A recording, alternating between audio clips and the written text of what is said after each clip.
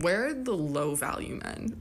Like, what are all the low value men up to during these trying times? Because the high value men, I know they're around. They won't shut the fuck up.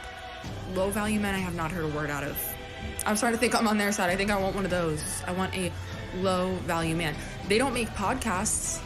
I haven't seen one low value man make a podcast. Do they not know how to use microphones? Maybe that's a good thing. That's hot. All right, I've never seen a man use a microphone for good. Until now, everybody buckle up. It's low value mail time with your host, Danny Polishchuk. What is happening, scrotes all over the world? Welcome back to an all-new episode of Low Value Mail on this Monday, September 2nd, 2024, the year of our Lord. It's Labor Day, the unofficial end of the summer, even though we got, I think, 20 days left. And tonight, being that it is the first Monday of the month, we got open lines. This is basically your show. And honestly, full disclosure, I didn't have a ton of time to prepare for the show tonight because I was in the I guess it would be technically not a dog emergency room. I was at the veterinary emergency room all day. I thought the show might not happen, actually. Some of you, patrons, probably got the message where I go, oh, I don't know, not looking good. But we are here. My dog dislocated his fucking hip this morning, doing nothing. He's just, it wasn't some tumble. It was just happened. Just slid out of there. So I got a dog and this is not even the first dislocated hip of his. This is now, we thought, oh, he re-dislocated his hip. That sucks. No. Dislocated the other hip. Now is a dog with two dislocated hips. I know it's quite common for dogs, but man, it sucks to deal with. And Big Dick Daddy, I hate you for making me read your name. Yes, I prepare for the shows. Of course I prepare. I prepare a lot. Someone says what, Absent Star says what breed. He's a Yorkie poo, a Yorkie poodle. It's very cute. His name's Connor. Don't ask me why his name's that. Didn't name him. But yeah, he has now two dislocated hips, and he will be out of commission for months at least. It'll be several months. And yeah, sucks for him. Sucks for me. But mostly sucks for him, you know. You gotta put things in perspective. And I will say that hanging out in the emergency room of a veterinary clinic, first off, in New York City, never seen this anywhere else in my life. There is an armed off-duty police officer. I don't know if they're off-duty, and it really makes you wonder why a vet, and I've been to this vet before, because this is the vet we went to the last time he dislocated his hip. The whole thing was a nightmare, too, as he dislocated his hip, and we were supposed to go on a trip to Europe. And then they're like, you need to have surgery. So we had the surgery to just kind of put the hip back in place and kind of like seal the socket up. This guy who did it, arguably one of the greatest surgeons in the world, honestly. And then 4 days before we're supposed to leave, I dropped the dog off at the vet for just like a routine, just a follow-up.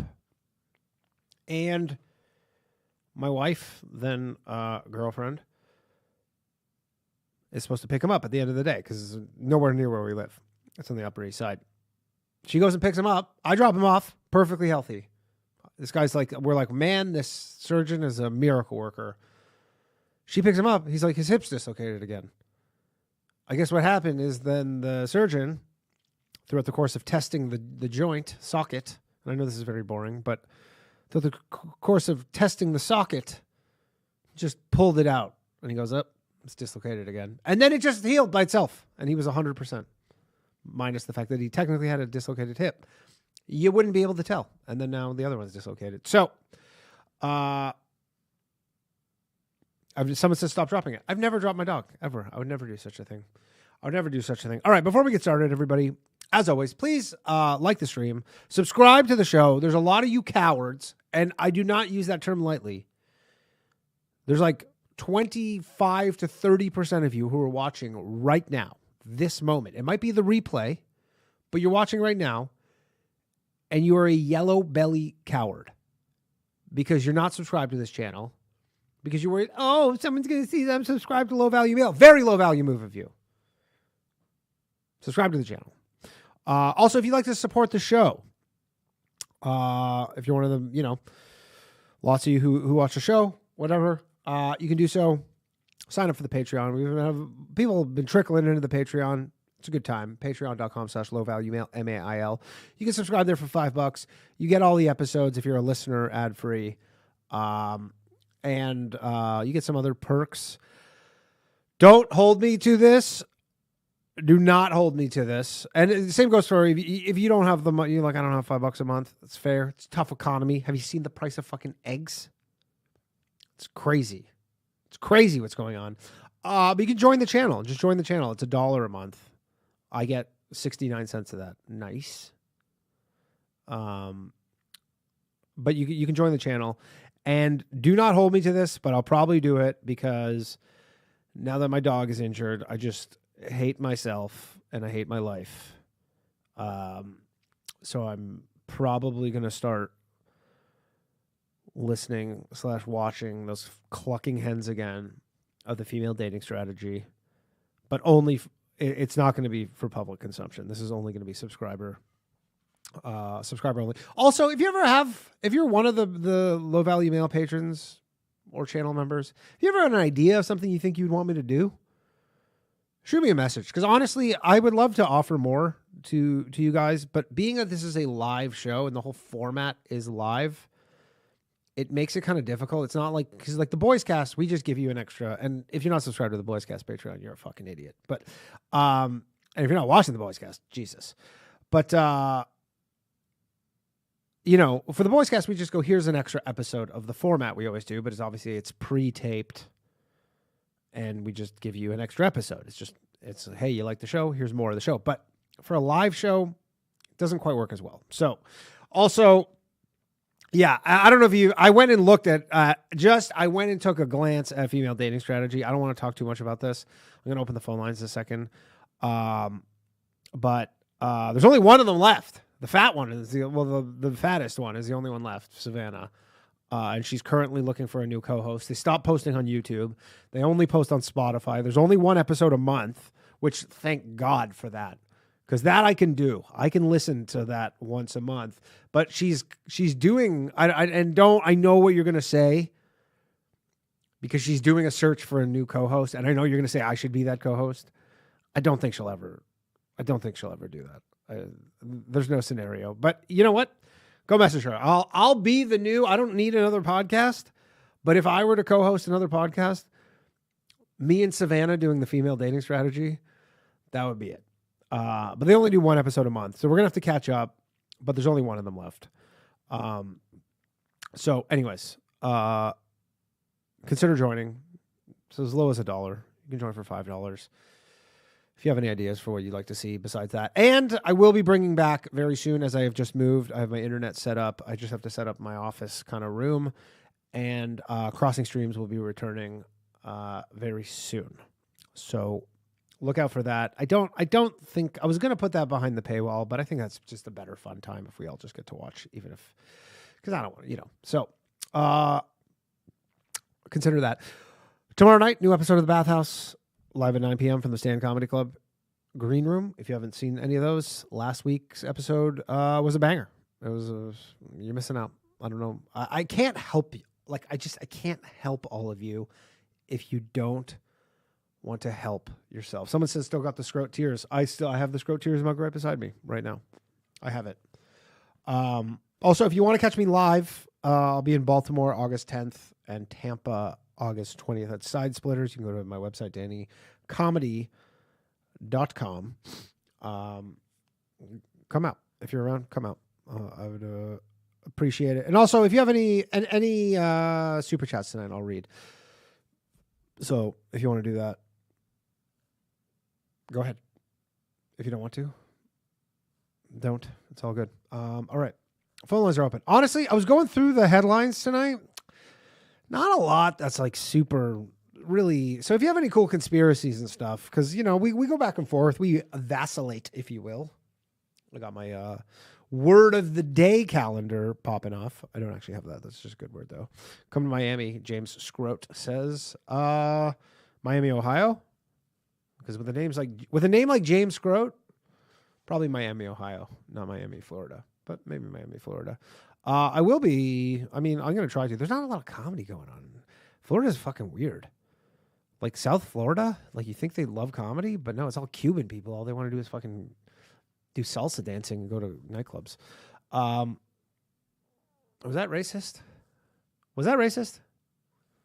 I don't know. Nor do I care. Nor do I care. But yeah. Anyways, there's not a lot going on. I don't know. There's. Tell me what you. Because I was like looking at the news, it's like fucking the U.S. seized Maduro's plane. I was like, all right. So I don't know. They're obviously trying to overturn the results of a fair and honest election. Never would the Americans do that. How dare the United States of America not accept the results of a fair election? I think that was on Polymarket. You could bet on the results of that election. I guess that hasn't even been settled yet, the Venezuela election, because I don't know. I wonder what happened with that, actually. I can't really see. Let's see. Venezuela election. Phone lines are open, everybody. 1-888-949-2969. I mean, the only thing you can bet on is, I guess they gave it to Maduro. That was easy money, huh? How stupid you got to be to bet against the guy, the dictator, in an election. People did. There's a guy who goes, yo, this guy's like literally set it up where he can't lose. You go, I'm going to bet against him. But this is coming from the guy who bet against the fucking intersex person in the boxing. So, sucker born every minute. First call of the night. Hello, you're on Low Value Mail. Who am I speaking with? Hey, what's up, Danny? So you're asking for like a new business idea, right? So yeah, you're a big fan of bread. I like bread. Fan of circus, and you're a big fan of circus. Sure. Yeah. So my dad always says that it's very Soviet of my father. He just goes, all the people need is bread and circus. Yeah. Well, there's a reason why Moscow's called Cincinnati, the third Rome. Yeah. You know. I've never actually heard that, but. Well, yeah, the first one was Rome, then Constantinople, then the fucking towel heads came in. Yep. Yeah, then Moscow claimed it. But you should, like, the way you talk about sports, like, it seems like you're really into it. Start a sports betting show, dude. Sports betting? Oh, no. I'm not in. I don't come on, bro. Look, dude, my fucking. Imagine, you're dude, you want to know? You're sitting. You want to know what? Sit there with a white wife beater, a cup of coffee, and a lit cigarette. Honestly, paper. You want to know what the sports betting show would be? It would be, hey, here's my picks. Bet against me to make money. That would be it. And then probably if the premise of the show was bet against me, then I would somehow win. But only if I was like trying to lose, if that makes sense. Like I remember like I got into sports betting for a while and I was like, if only I could just somehow do the opposite of what I thought, I could do pretty well. But then the moment that you start thinking that, then your judgment becomes clouded and then you can't. So, I mean, I like sports, but I don't know about enough to do a sports betting. Oh, wait, I mean, have you guys ever sponsored BetDSI or whatever? We've had the Boys Cast. I think we had FanDuel prize. We had Prize Picks. I think we had FanDuel. We had Prize Picks for sure. So y'all do lie on the testimonials of. What's that? No, the Prize Picks, Like, they gave what- us money, and I bet. I did bet in a Prize Picks account. I don't think we ever did a testimonial for FanDuel. Oh, okay. I think the only one we did was Prize Picks, and they give you an account to fuck around with. So no, it was actually true. But I don't actively. You know what the problem is? I become hyper focused on stuff. So if I start getting into sports betting, that's the only thing I think about, and everything else in my life will suffer. And I just know that for the most part, sports betting is pretty much like, it's not actually unbeatable, but for the average person, it is. I mean, it's literally set up to be unbeatable because most books, if you start beating them, they just say, like, we don't want your business, and they just lower your bets to $1. You go, okay, you can bet with us, but your max bet's $1. So anybody who says they're like, yeah, I'm killing DraftKings, in my opinion, is being a little fast and loose with the truth. But it is a fun time. Don't get me wrong. When I was in Vegas for Skankfest, we went to that sports book, and I was betting on all sorts of stuff, and I was losing, let me tell you.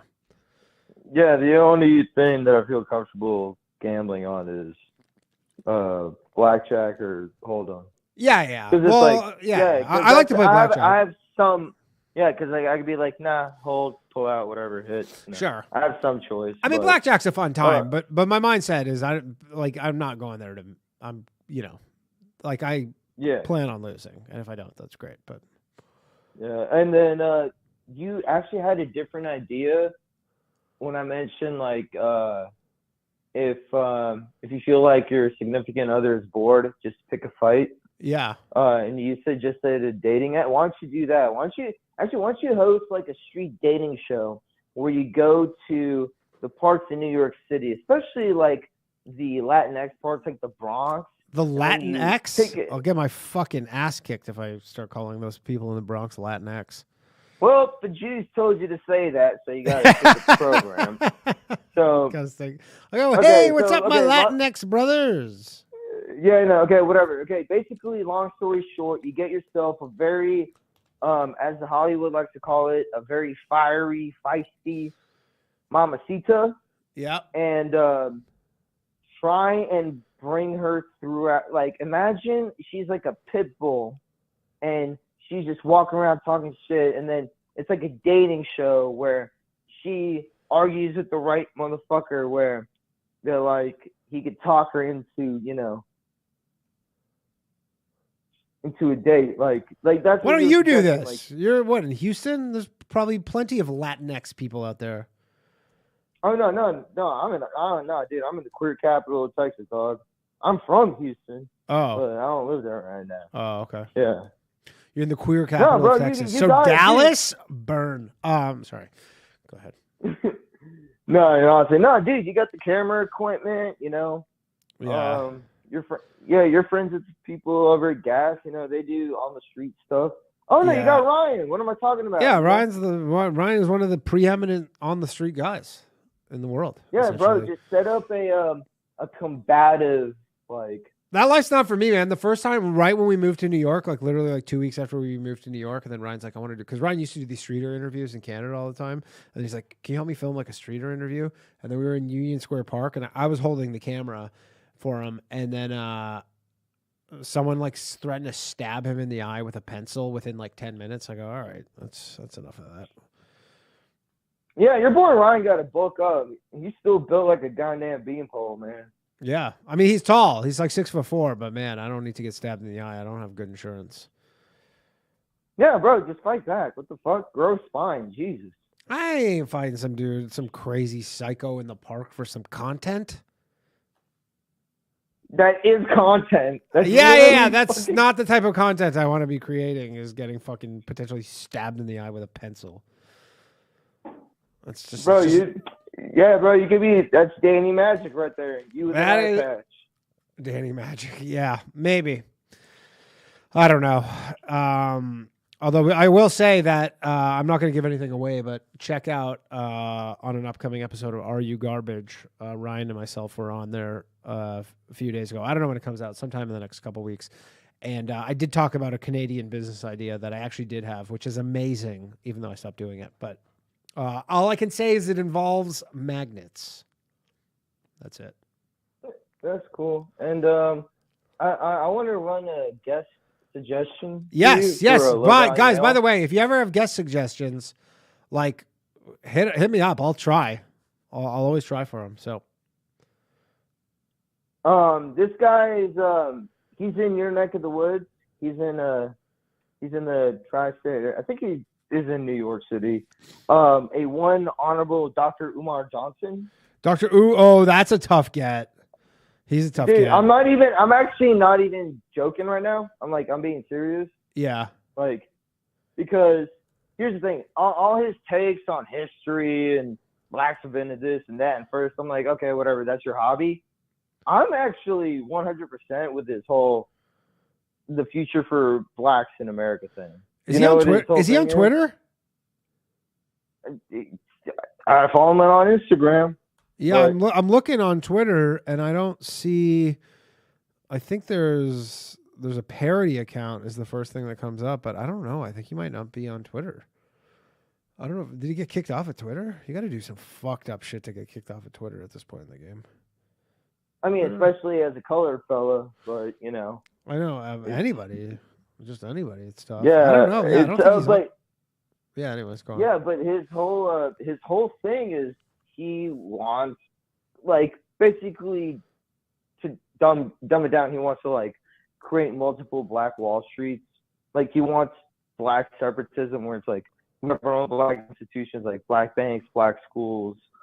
Yeah, he wants like Black Black Wall Street. Was that in like Tulsa, Oklahoma, or something? Tulsa, yeah. Yeah. So he wants to do that, and also, people like to use his GIF as a meme when there's like problems with like interracial marriages and couples and stuff, because he is also a big proponent of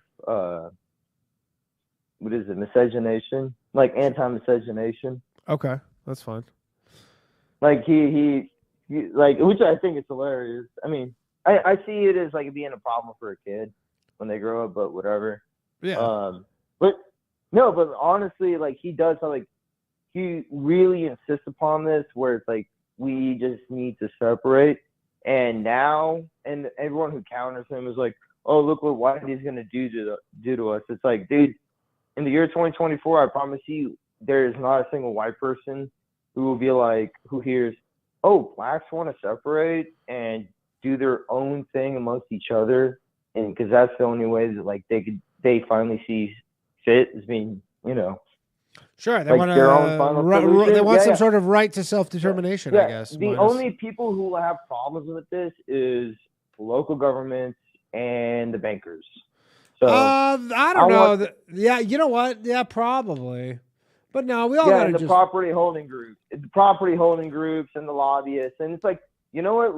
Let these blacks have a run at it. Give them their 40 acres and a mule, and see who gets really upset. It's going to be a bunch of dudes with hats, you know. Sure. I'm telling you, man. Sure. But like if you get them on, dude. I'll try. I'll figure out. I'll DM him on Instagram. I'll see if he gets back to me. Who knows? Right. I mean, he's probably too busy doing like the Breakfast Club and shit. But we'll see. Maurice dropped a super chat, said check out the Notre Dame Lego that he's working on. This is it right here. $230. Maurice, you're really just trying to just not get any pussy for the rest of your life, huh? That was a fun conspiracy, actually. 18 plus? How is Lego 18 plus? What do they just want you to be alone for the rest of your life? Why would Lego be 18 plus? All right, well, how many pieces? 4,383 pieces. All right. Well, yeah, I would. We were just talking about on the Boys Cast last week how they did a ranking of what women think men's hobbies, and I think that's like probably in Magic the Gathering territory. Probably something like that. Anyways, the phone lines are open. 1-888-949-2969. Vocab Malone. Gerard says Vocab Malone. I actually spoke with Vocab Malone when all the Black Hebrew Israelite stuff was going down, and he was supposed to be on the show. And then for whatever reason it fell through, but I have spoken with him and I could get him on. He's like he's an apologist. Hello. Yo, what's going on, Dana? Chad, how you doing, buddy? I'm all right, man. Yeah, man, I wanted to call in and tell you about my new Funnest conspiracy theory. Let's hear it. I love hearing this shit. All right, man. It's not personal. I guess I say it's my favorite, but it's not mine. I don't believe in it, but it's just intriguing that people do believe. Okay, so have you heard about the theory that Black people are the real Native Americans? No. Black people, I obviously, speaking of vocab Malone, like I know obviously the one where Black people are the real Jews, when we covered that pretty extensively. No, I have not heard the one. I mean, but Black people and Native Americans don't even really resemble each other. Like they have feature-wise, they look like they were the original like North American natives. Yep. Not only the North American natives, they were the original South American natives and the natives that were throughout the Caribbean.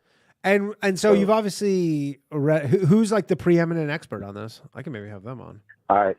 The first person I ever heard talking about this was this dude named Hotep Jesus. Oh, Hotep Jesus. Yeah. I know. Hotep. Yeah, he was on Joe Rogan talking about this, and he was like, because Joe Rogan was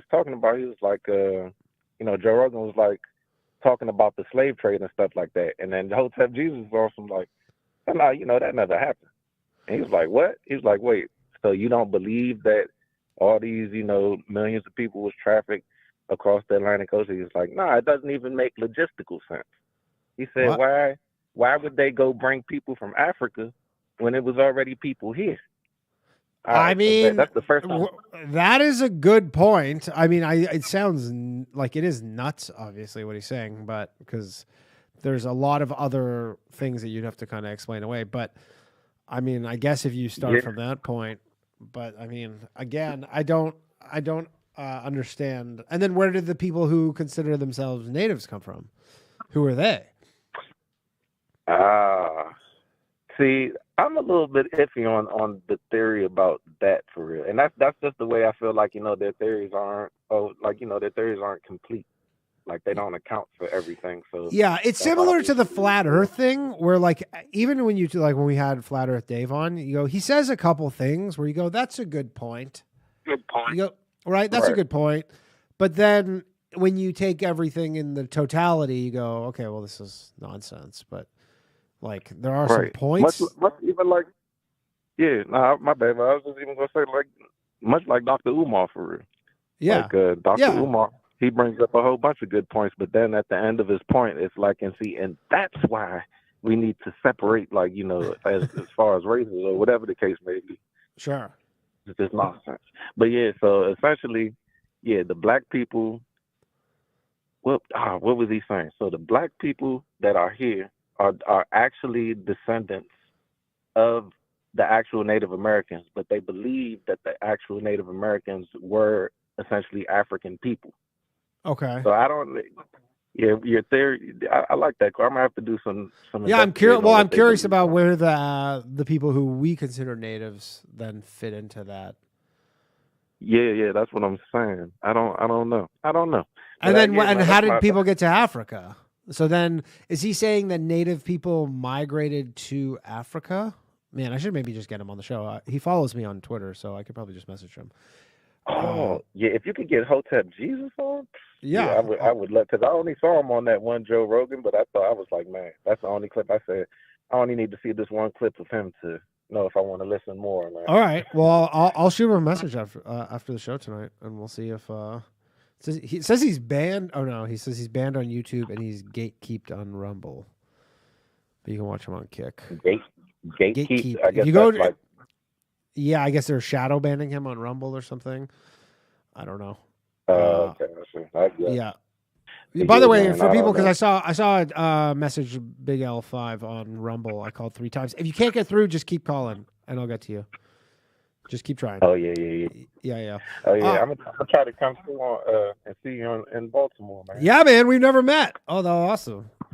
That'd be great. Yeah, I'm gonna definitely try. I'll let you know. Cool, man. All right, thanks. Hope to see you there, dude. All right, peace, man. Later, man.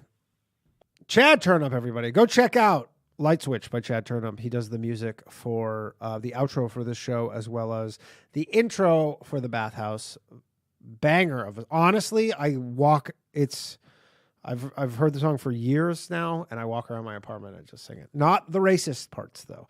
Captain Shakespeare says, "Yo, Garlic Danny, I want to call from the UK." You can call from the UK. It just costs me a fortune, but you can call 1-888-949-2969. But I think you got to pay for it too, so we both get fucked. But yeah, maybe I could get. I don't know. Is there such a thing as a European 800 number? Is there a number I can get where Europeans could call? It doesn't even make sense because it's 3 a.m. there, but probably won't be a lot of people want to do that call. Hello, you're on Low Valley Mail. Who am I speaking with? Hey, Danny, this is Antonio from Miami. Antonio from Miami. How you doing, man? Why does everybody prefer to do salsa dancing instead of comedy in Miami? I don't know. I'm just not. I mean, there's stuff to do. Again, I'm not in Miami anymore. Oh, you're not in Miami. Now, but, oh, okay. Yeah. No, but in follow up with that though, I just left the African American Culture History Museum, and I got to disagree with the whole Hotep thing. I mean, the idea is great. It's good to entertain. I mean, it's nonsense. It is. It's out there, but it's like you could look at every single ship at that museum, and you can literally like follow, like logistically. If he doesn't believe that the logistics add up, go get your mind blown and go to DC and check it out yourself. But I mean, it's a stretch. I mean, it's the craziest stretch because, like, it just, again, there's plenty of African people in Africa. So then if he's presupposing that the Africans started here, then how did they get there? Yeah, and it's like, you're absolutely right, too. Like the Native Americans, like, then where do they come from? And where do they fit into this whole thing? And again, it's like if you even go, if you go to the Inuit in Canada, like they look, or if you go South Americans, like they all resemble one another to a degree, whereas like even in Vladivostok, like Russia, exactly. Like, whereas Africans don't see Africans don't fit anywhere into that. So yeah, it's an interesting one. But I mean, here's the thing. And people, Oh yeah, go ahead. I was just gonna say, people say shit on the internet because it gets attention. Oh yeah, no, you get the views, But like in South America, I get that one though, because I mean, people say like they maybe have gone there like earlier, maybe they've traveled. There is some like reports of like I forget which kingdom it was that had like a couple ships that went missing who actually journeyed across and said they went missing, and then apparently there's some records of African tribes, predating arrival, in South America around Brazil. Yeah, but, that's probably like tapping the surface of something, but I mean, I just can't imagine and plus with the records that they have, I mean, the Portuguese did a lot of record keeping back then. And I mean, they did a lot of slave trading. I mean, there's a lot of black people in Brazil, and they didn't get there in a good way. That's for sure. Yeah, no, I just had to get a little knowledge of that. I'm here in DC and just had that exposure, but all right, yeah. Well, I can't imagine Hotep Jesus is going to that museum. Just like hop on the show, dude. Try to get him on. I will. I'll try. I'll try and just get him on as an episode, and we can talk about that. I'm sure I can. Right on, dude. Yeah. Cool. Right. Thanks, man. Later. Next week, actually, we have on September 9th, we have Ted Walter from the 9/11 Truth Commission or something, Investigative Commission, something. We're gonna be talking 9/11. Hello. Yo, Danny, how's it going? Yo, what's up? Who am I speaking with? My name is Max. Max, how's it going, dude? Pretty good. On Friday, y'all were talking about 2 words, send any celebrity to slide in their DMs. Yes, would bang. I'm still waiting on AOC to reply. I don't know if it's going to work. And you're going to keep waiting, pal. I mean, yeah. What are your, you just said would bang and that was it? Nothing else? I mean, that's all that was advertised was 2 words. I mean, you might be on a list now. She is a congresswoman. Hopefully that's on a list of who she would bang, and it's right back. Maybe forth. Who knows? Yeah, I mean, good luck, dude. I know Alex Stein is. I've talked to Alex Stein about it many times. Guest of the show and friend of the show, and he's like, dude, I got to be on so many lists for the amount of fucking Congress people he harasses. I could only imagine, and all the times he goes to the town halls. The town halls is one thing because that's like municipal. you're like, there's one thing to go fuck with like a city councilor, but it's like Congress people have way more power than a city councilor. You're like, those are the people who you're gonna get on lists. But yeah, I don't know. Good luck, man. I would recommend sending that exact message to 100 more celebrities, though. You can't just stop at one. I won't let it deter me. Yeah, but don't. I got a go quick question for you. Next time you're in Boston, do you need anyone to open for you? I'm looking to get my. You're looking to what? Do you do comedy? Get my feet wet. I had tried it back in the day, but then I just wound up going to school for like accounting. That's a I smart. went well the first couple times, but that was a smart move, for sure. And probably not, because a club will not want someone putting on someone who's done comedy one time. I don't think they would. That's probably accurate. Yeah, I don't think they'd appreciate that. But come out. I'm trying to book some Boston shows, but definitely come out. But yeah, probably not. But you know what? It's always worth asking. So don't feel bad for that. But yeah, probably not. All right. Yeah. All right, man. All right. Thanks for calling. Thank you. Later. Have a good one. Yeah. By the way, I just looked. Ted Walter from the International Center for 9/11 Justice is who's on next week. Basically, they're a bunch of like engineers and stuff who are all saying, the whole 9/11 thing was a bit wacky.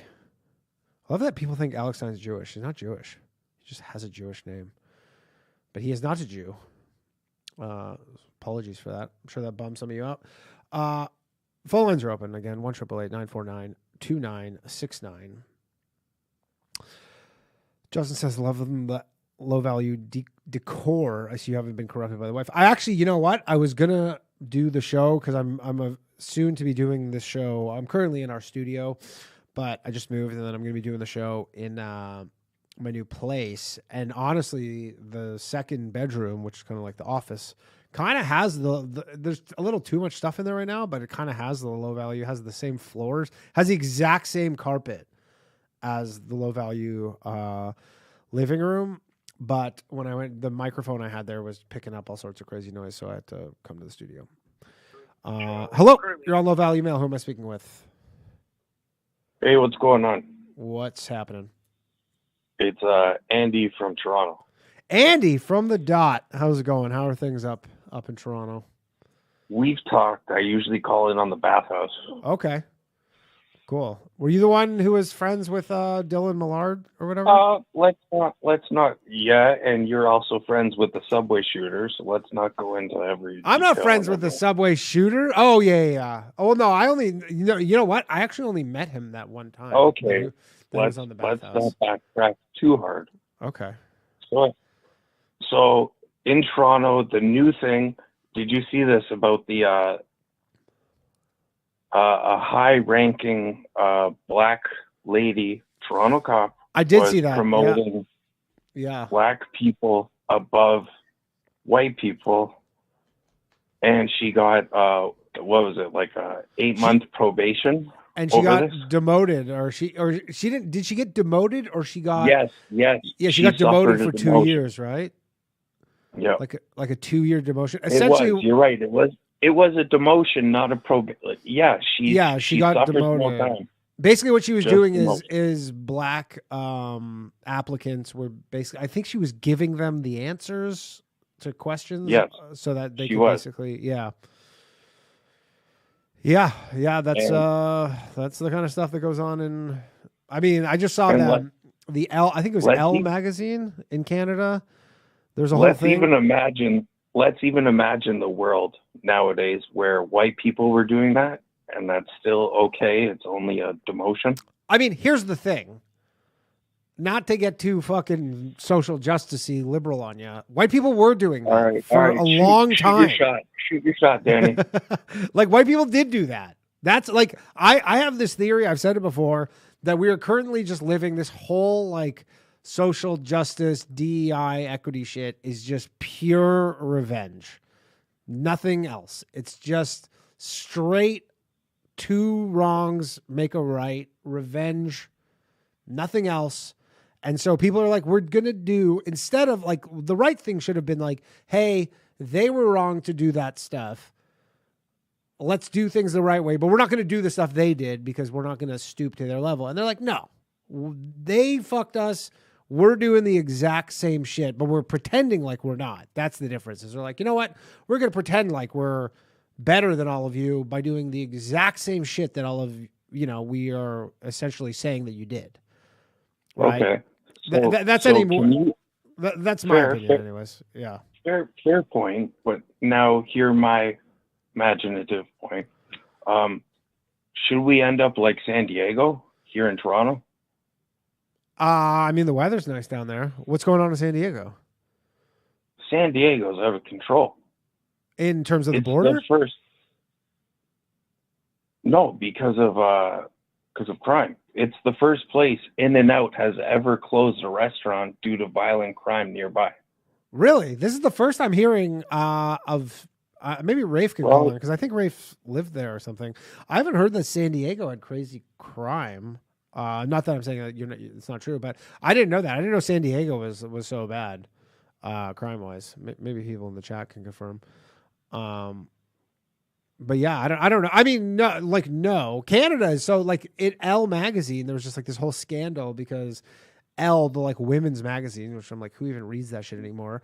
They put out their 10 like women of the year, and of course, 2 of them were men. And they were like, one of them like, or I think both of them didn't. They weren't even like transitioned men. Like, there's one thing. Look, if you go on the pills, the estrogen, you're shooting yourself up with estrogen, you're chopping your dick off. At minimum, that's somewhat commendable that it's like, a dedication to the bit. You go, at least you're kind of doing this full steam. These are just like, hey, I pierced my septum, I'm wearing a wig, I'm a chick now. And you're like, no, you're not. So anyways, no, I mean, Toronto seems like, from what I see with Canada is the most cooked place out of anywhere. Like, the more shit I see coming out of Canada, right. And it's so different than 5 years ago when I moved. Danny, tell me the name of our Nathan Phillips Square. What is it now?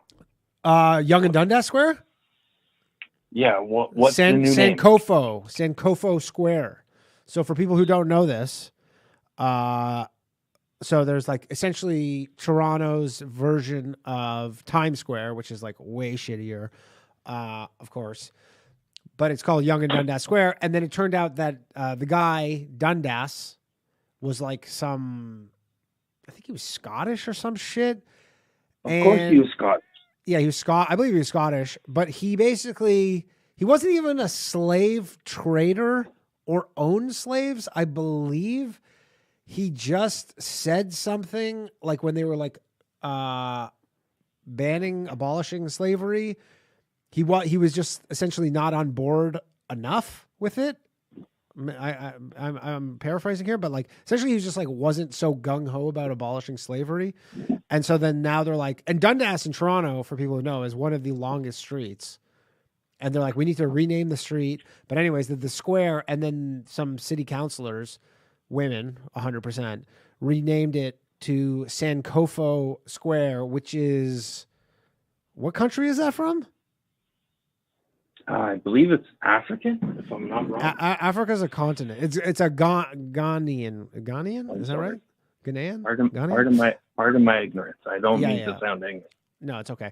It's from Ghana, and people are like, what is, like, literally name it fucking Terry Fox Square. One of the most famous Canadians. Like, what's wrong with that? And they're like, no, it's got to be like some Ghana shit. You're like, there's like no Ghana population in Canada. So, okay, have you heard what's going on in Ridgeway Plaza? No, Mississauga? I don't know. This is getting real in the weeds here for people who are not from Canada. But tell me what's happening at Ridgeway Plaza in Mississauga. Mississauga is the city beside Toronto to the left. It's actually a huge city now. Yeah, it's over 1 million people. over 1 million people. And is that the plaza that has the Little Caesars in it? Oh, fuck, every plaza has a Little Caesars. Oh, I'm thinking of the one off the highway. No, I'm not thinking of this one. Okay, anyways, tell me what's going on. So Ridgeway Plaza was it was actually a really nice community. These were all like $800 homes to buy. Yeah, or $800,000 homes. Yeah. And now it's become like a speedway and a party center every night. There's thousands of people in this small plaza every night celebrating. Thousands? Literally 800.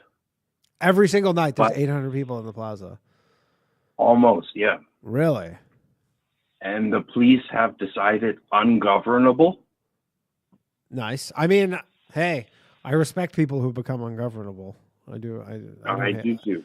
I don't hate that. But what are they doing? They're just making a lot of noise, fights, stuff like that. I imagine they're all like high school, college kids kind of thing. Pretty much. Yeah. But yeah, it's fights, it's noise, it's pollution. Like there's litter every morning after these 800 people go. Yeah. The whole area is just littered. Yeah. But yeah, it must be nuts. I mean, it must be nuts. Yeah. 2 years ago, if you bought a home and you got a mortgage for $800,000, and you're like, this is a nice community.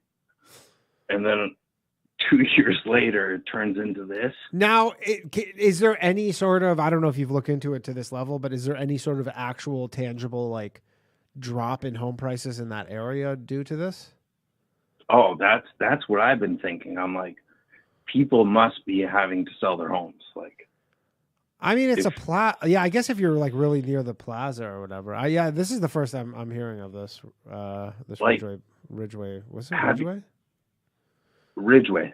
Yeah. Ridgeway Plaza in Mississauga.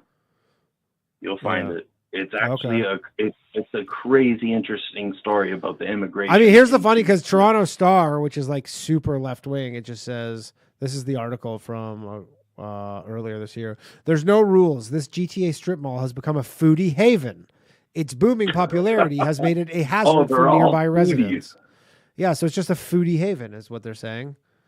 I mean, whatever. When I was in fucking high school, I mean, you know, we were hanging out at the Burger King / Tim Hortons Plaza and fucking being. Try looking up Ridgeway Plaza without your left-wing add-ons you have. Let's see what Joe Warmington. Man brings camera to Scarborough knife fight. No, that's Scarborough. Fight in Mississauga Plaza hospitalizes one. Yeah, I don't know. You're not finding the real news, Danny. Oh, here's one. Here's one. It feels like we're living next to a racetrack. You might be so American now that they don't even give you Canadian news anymore. Oh, I get my Canadian news. I look for it. But this was a Palestine protest at Ridgeway Plaza, and you're not allowed to break those up. You're definitely not allowed to break those up. There's actually a comedian he used to be a comedian, this guy I know. And he's like one of the main pro-Palestine protesters in Toronto. And he's like one of the main dudes who like will just like walk up to a family and start just yelling at them on camera. It's like crazy. Like I saw someone random tweet. They're like, yeah, this guy was like fucking yelling at this family. And then I'm like, oh, I know that guy. Well, yeah, that sounds like most Canadian comedians nowadays. Yeah. Some of them at least. All right, man, I got to let you go. Thanks for calling. All right, brother. Yeah, take care, but look into Ridgeway News. I will. I'll check it out. All right, Ridgeway News. Let's check it out. Yeah, it is funny. He's like a socialist, and he's like a hardcore socialist where he's like, you know, nobody should have property, kind of like, I mean, he's a communist. And all I can think of, because I know this guy like decent, and I know a bunch of people who think that, and I'm like, to a man, all the people who always think that are all just like always, and I don't even mean to say this hyperbolically or like pejoratively, like, they're always so dumb. Like they're actually like, I'm not even like saying these points that they're making are dumb. They're just like, they are dumb. They're all just like, these are all some of the dumbest people I always know seem to adopt these positions. Rafe. What's up, dog? Yeah, first in and out that closed was in Oakland, California. Oh, snap. Yeah. There hasn't been any San Diego closures of any in and outs. Maybe he was thinking of Oakland. I was going to say San Diego is. I've heard that the San Diego border issue is getting a little bad because I guess there's that area of San Diego where there's like the wall that juts out into the water, but you can kind of like some people like try and go around it.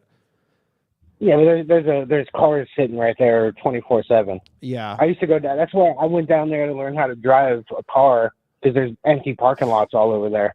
Oh. And that's where I learned how to drive a car. And it like flooded. It floods down there all the time. And like my dad's like telling me like, he's like teaching me about how to drive, and he's like, you never want to get in like water that goes like halfway up your wheel caps. And I was like, okay, yeah, that makes sense, dude. I remember in like 2 minutes later, like the front hood is under the water, and we're like going through shit. And I'm like, what the fuck, Dad? That's the thing. If you don't understand, and people probably will be like, obviously. But if you don't, like, some people think that if you're going into like deeper water and you're in a car, they're like, yeah, you're like, I'll just gun it, and my car will turn into a boat. It was only like 2 feet of water, but it was like super deep because it was like we're on like a horse trail driving into the park. It's a very bad park that's down there. There was down there is horses and shit. Yeah, there was. I remember 10 years ago in Toronto, this lawyer was driving a Ferrari, and he basically tried, it was under a bridge, and because Toronto floods from time to time, and it was under a bridge, and he literally just is like, I'm in a Ferrari, I'm gonna gun it through this thing, and he just ruined his car. Yeah, completely. Even right before I moved, there was another flood, and there was like near my house in like King and Dufferin area, and then like you just see there was like 3 feet of water, and people are like, "I'm gonna go for it." And you're like, "What are you doing?" So we had like a good chunk of kids that went to my school that like I don't know, there was like 30 or 40 of them that lived in San Ysidro, which is the border town, like in San Diego, like next to Tijuana. And I remember 2 of the kids said that they saw like some dude like running in their backyard. Yeah, for sure. Just gunning it. And then this was 15 years ago.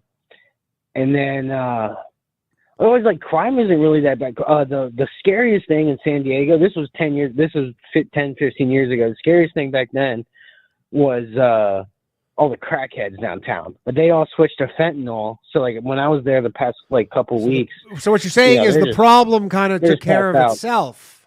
Thanks, China. Kind of took care of itself. Yeah. Yeah, which is sad, but it's it is what it is. I'm just having a goof. I have heard 3 shootings when I'm like downtown Cincinnati. I've heard 3 different shootings. And I was like, I saw one, and I saw people running and shit.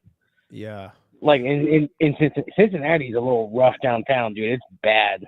And there's like a main business district that like has all these super fancy restaurants, and you're just like, after like 12 o'clock, like one of my homegirls, wasn't there a big shooting there? Like, wasn't there a big shooting where someone walked into like a bar? That was one. I was downtown during that. Yeah. Oh, really? Yeah, I remember that was like yeah, that was a big one. And then my homegirl, some car like sped up, acting like they were gonna hit her, and she like turned around and like screamed and flipped them off, and then they turned around and shot her in the face. But she lived. Your friend got shot in the face? I mean, I just saw that I think a wide receiver, or I think he's maybe defensive for the 49ers. No, he's a wide receiver for the Niners, Yeah, for the Niners, like they basically some like 17-year-old tried to rob him, and then he like fought with the dude. They shot him in the chest. But he was like fine, but he like went out the back and didn't touch anything vital. Yeah, and just like walked to the ambulance all fine. Like, yeah, I mean, I don't know how fine he was, but yeah, I know what you mean. But yeah, I feel like that's the true initiation for America for someone not from America is witnessing a shooting. Like when you live in Canada and you just watch the news, you're like, man, you just must come to America and like just see a shooting. You know what's also really, since we're like number 2 or whatever or number 1, witnessing a suicide. So like where I grew up was on Coronado Bridge. Like I grew up in Coronado. Yeah. So that bridge every like month or two, it would just be backed up with traffic for no reason, and it means that someone's up there trying to jump. Really? And they would stand up there for hours. And the skate park that I had every day pass to, that I would go to for 3 hours after school every day, was right there in front of the bridge. And I watched like 3 different people jump and fucking fall into the shit. And you know what's crazy? They fucking it's deep enough for like huge warships to cruise through, but they're going so fast they get stuck in the sand. Yeah. I mean, it becomes like plus the water probably becomes like fucking the ships get stuck in the sand or the people? No, they're the people. Their legs get stuck in the sand and they can't get up. I mean, you're like hitting fucking cement at that point, my God, at that speed.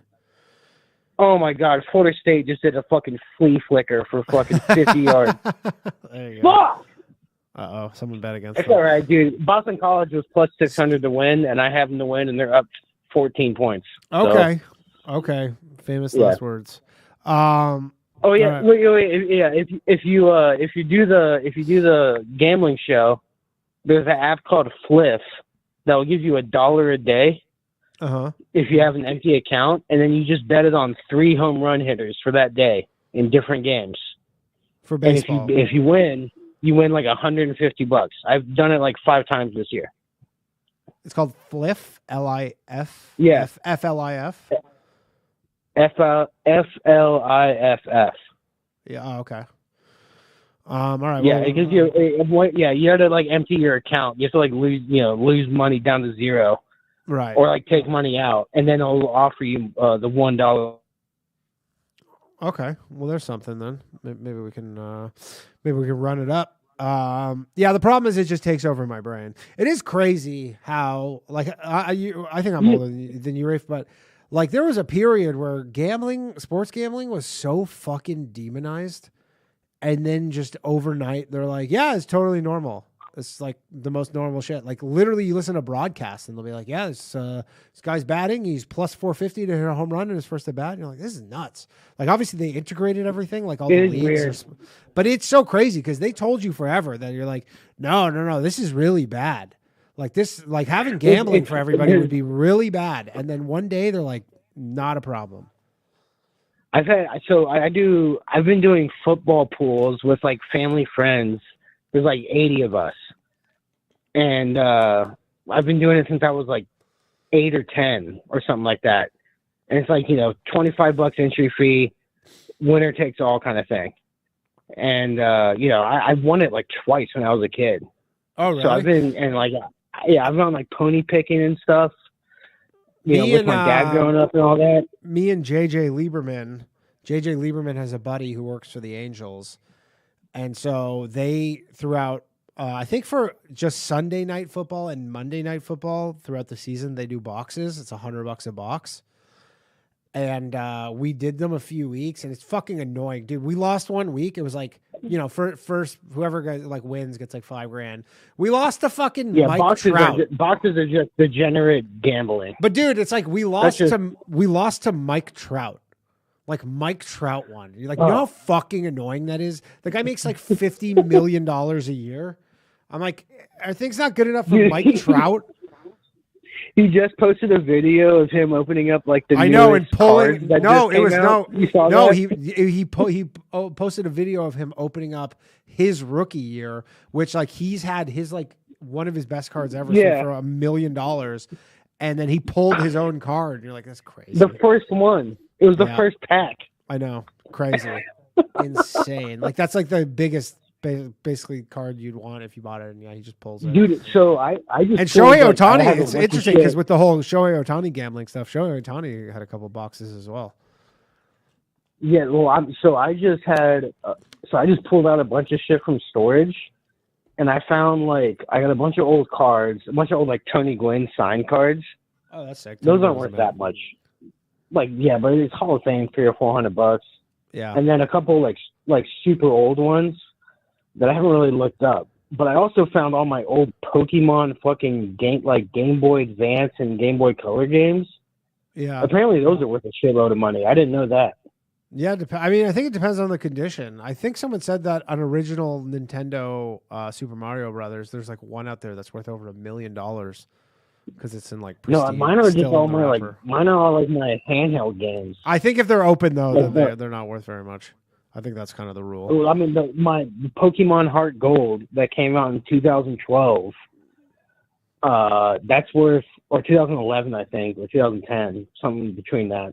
Yeah. It's worth like $150. Oh, that's not bad. Yeah, it's not bad. Like you can sell that and then gamble it away. All right, I'll let you. I'll let you go, Rafe. But I'll see you, man. Wait for everybody. We got some super chats. Gark777. Thanks for the $20, man. Says, yeah, just wanted to make sure everyone knew I was here since no one gave me any attention when I first came into the chat. Also pay your phone bill. Thanks, Gark. Logan says, look up Yandex, Danny. It's a Russian search engine. Can you check Yandex from America? Oh yeah. Oh, it's just it says the site can't be reached interesting. Why can't I go to it? Is it just is it banned in America? If I just went to Yandex and it literally says this site can't be reached. Weird. And then Gark.totallyreal says imposter Gark stinks. I don't know who's the real Gark. Nobody knows, and maybe less people care. All right. Well, the phone lines are open. 1-888-949-2969. You cannot use Chrome. Says. Yes, use Safari. You know what? I know that I shouldn't use Chrome, but it's like it just has all my info in it. I remember I tried to switch over. What's so good about Yandex? I saw today actually on the way over here. Who's the guy who started? Jack Dorsey tweeted about there's.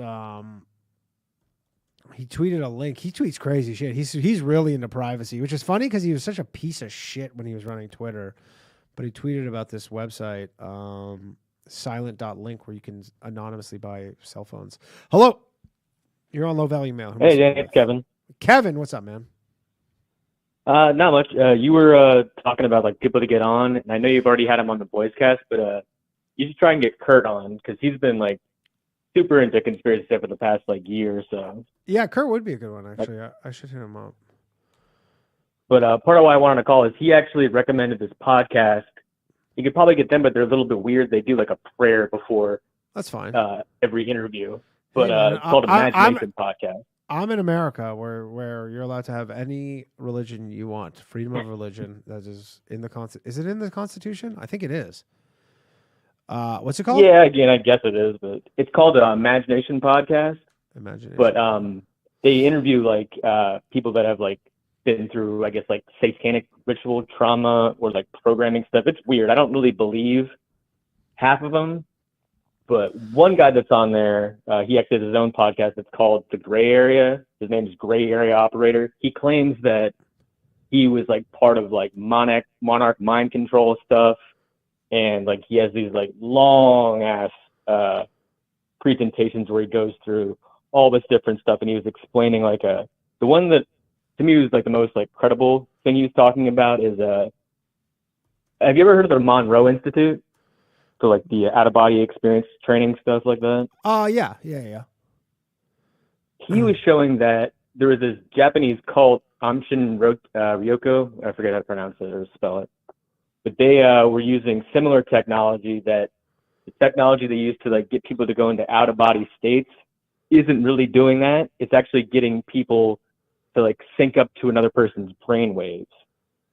And that they have people in like altered states or like on drugs and stuff, and they record their brain waves, or they get them like an agitated state and record them, and then get other people to sync up to that stuff through meditating. So it's not really like bringing you out of your body. It's like mind control shit. And what's the benefit of someone syncing up to somebody's brainwaves just to like take over their body?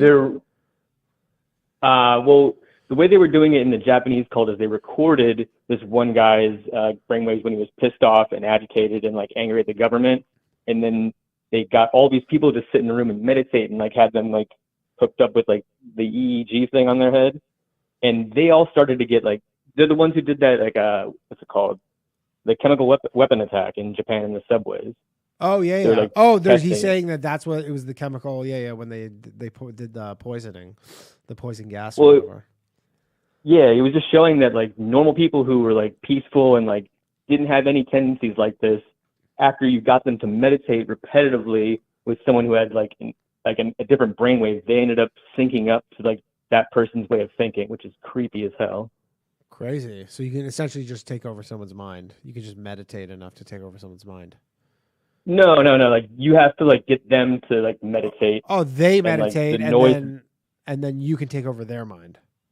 Yeah, like you get them to listen to these meditation tapes and stuff and think they're like enlightening themselves, but it's really weird noises and like the binaural beats and like stuff Right. like that. And then that's eventually on top of another person's brainwaves. Crazy. And this guy's the gray area? Yeah, the Gray Area podcast. You can find it on YouTube. All right, cool. I'm gonna send all these over to producer Mark. I don't know if he would do an interview though, because he like wears a mask and stuff and like uses like a voice changer. Oh, really? Does the Oh, Imagination shit. podcast. Yeah. Yeah, he's like really. That might be hard then, because I don't know if there's. I guess you could do it like if you just set up like a fake Zoom account, you could probably do it. But I mean, if you're a certain level of paranoid, probably nothing is gonna assuage your fears. Yeah, and the other interesting thing that he was talking about is he had these government documents that were showing that apparently the U.S. and other countries have been using like scalar technology to like blast major cities with like negative like ELF, like you've heard. What technology? Say that again. Never heard of that? No. What was the technology you said? What was that word? What technology? It's ELF. It's like extreme low frequency. Okay. And so the Americans are just blasting people with these low frequencies. Well, apparently we've known how to use it like with HARP and stuff, and other countries like Russia specifically were like aware of what we were doing with it, and then they started using it against us.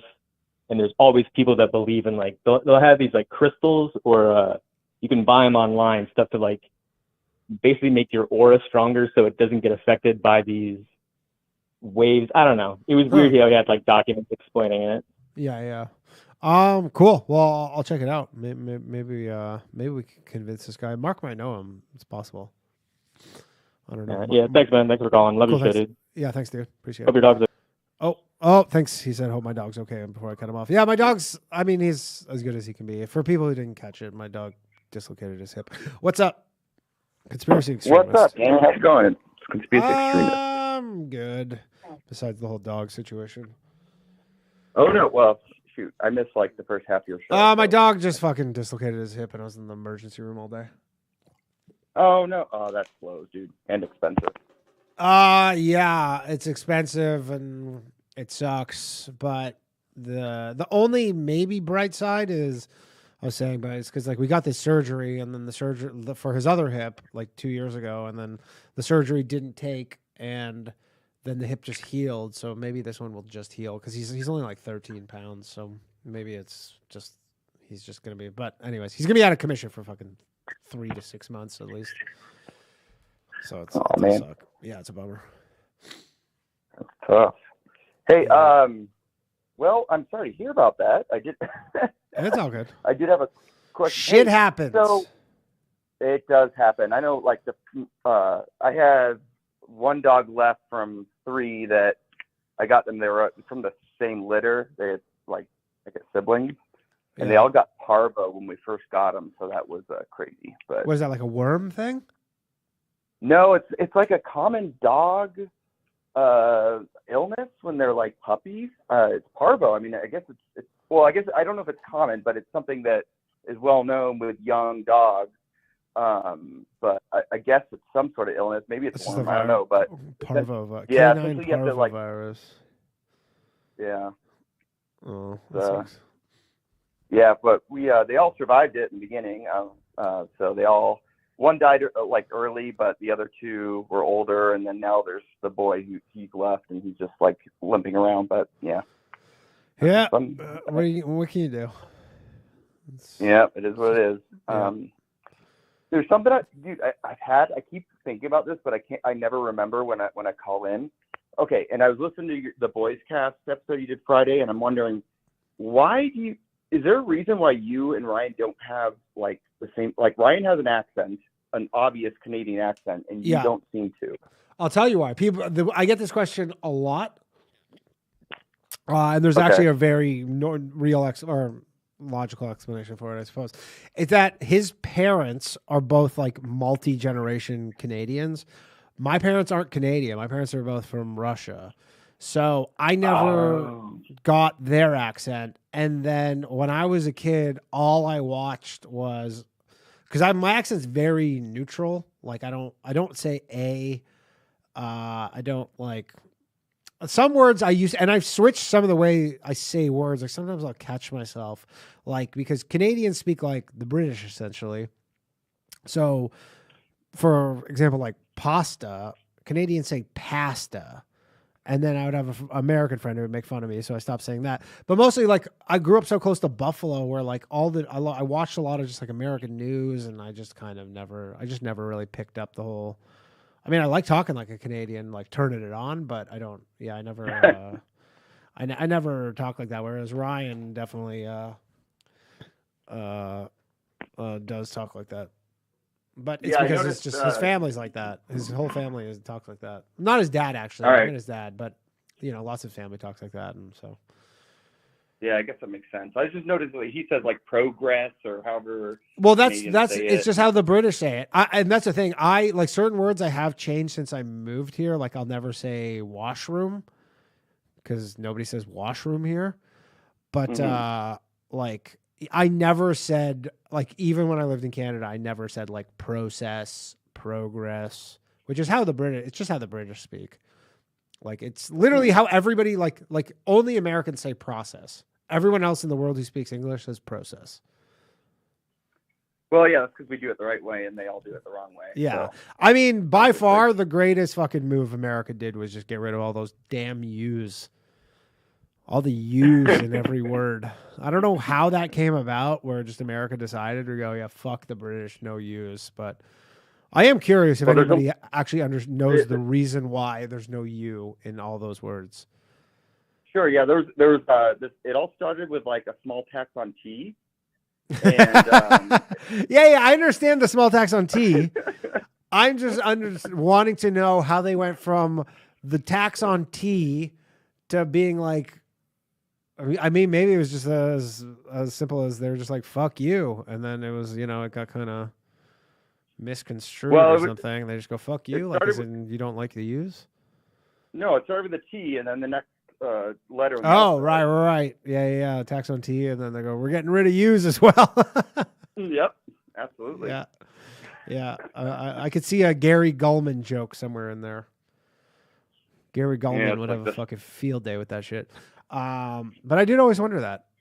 How did America decide to 7, 8, 9 joke, Yeah, exactly. Yeah. I don't know. I think it's like most accents just develop. Like people start they're around certain people. Just like New York has an accent, Massachusetts has an accent, the South has an accent. Yeah. The South, David Cross used to have this joke about it, and it is true. I never realized it until I moved here, but like the New York accent is only in New York unless someone moved from New York. And the Boston accent is only in Boston unless someone grew up in Boston and moved elsewhere. But the Southern accent's everywhere. Like people will have the Southern accent in like the most random fucking places. Well, I mean, yes and no. There's a definite, like Tennessee has a defined accent that you can, I mean, I guess most people probably can't tell the difference, but between like Tennessee, Texas, Kentucky, like I didn't grow up in the areas, but I did live in Tennessee, and I remember them saying like, "Oh, that's not a Tennessee accent," That's Right. Kentucky. You know, They know, and I mean that's similar. You know, in Canada, like most people are like could not tell the difference. But like, if I meet someone from Vancouver, like I know someone if they're from Vancouver or if they're from Alberta or if they're from Ontario, like I can tell the difference between all those accents. Like they all sound different to me. Yeah. But yeah, like I was in like when I did Tim Pool like a few weeks ago, his show, and then it's like he's in West Virginia, which you're like obviously so close to like DC basically. Like you go into DC, and then I was asking this guy Brian, who picked me up, and I'm like, you're driving through some rural areas. I'm like, do people like in this area like have the Southern accent? And he's like, yes. He's like, for sure. Even though you're like an hour from DC, and he's like, yeah, he's like thick. I guess they don't really cross over that much. There's a little. I guess, but world. like you're like literally an hour from DC, and you have like the thickest Southern accent. Did you guys talk about this like Venezuelan gang taking over Colorado yet? I saw that. So I've been a little off the radar because I moved this weekend and it was like super hectic and then dealing with my dog today. But so what happened exactly? So I saw this Venezuelan gang in Aurora, Colorado, and then there's something like the Hells Angels showed up to like take care of them. Oh my God. Is that true? I don't know. That's such a boomer thing. Okay, so as far as I know, they're like these Venezuela illegal people are in Colorado, and they took over some sort of was an apartment complex that the owners were like live out of state, I guess. Okay. And, so these are just red-blooded American squatters, is what it sounds like.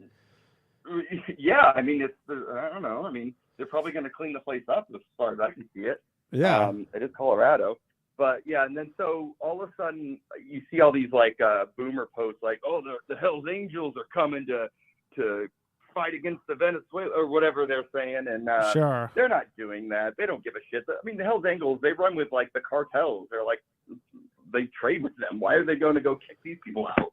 Yeah, I mean, I'm reading this is from Denver7.com. This is a ABC affiliate here, and it says like, despite unfounded claims of gang takeovers, Denver Metro Police agencies, including APD, did confirm the gang is operating in the metro area, but they're not. TDA is the gang, Trend Aragua, but he's like they didn't take over any. Like I saw the video briefly. It looked just like a home invasion. Yeah, there was one video. There's one video of like a home. And again, I'm probably not to be someone who victim blames, but sometimes when I do see certain things, they go like, like sometimes when you see like shootings, you go like, yeah, but like, did that person do something to deserve it?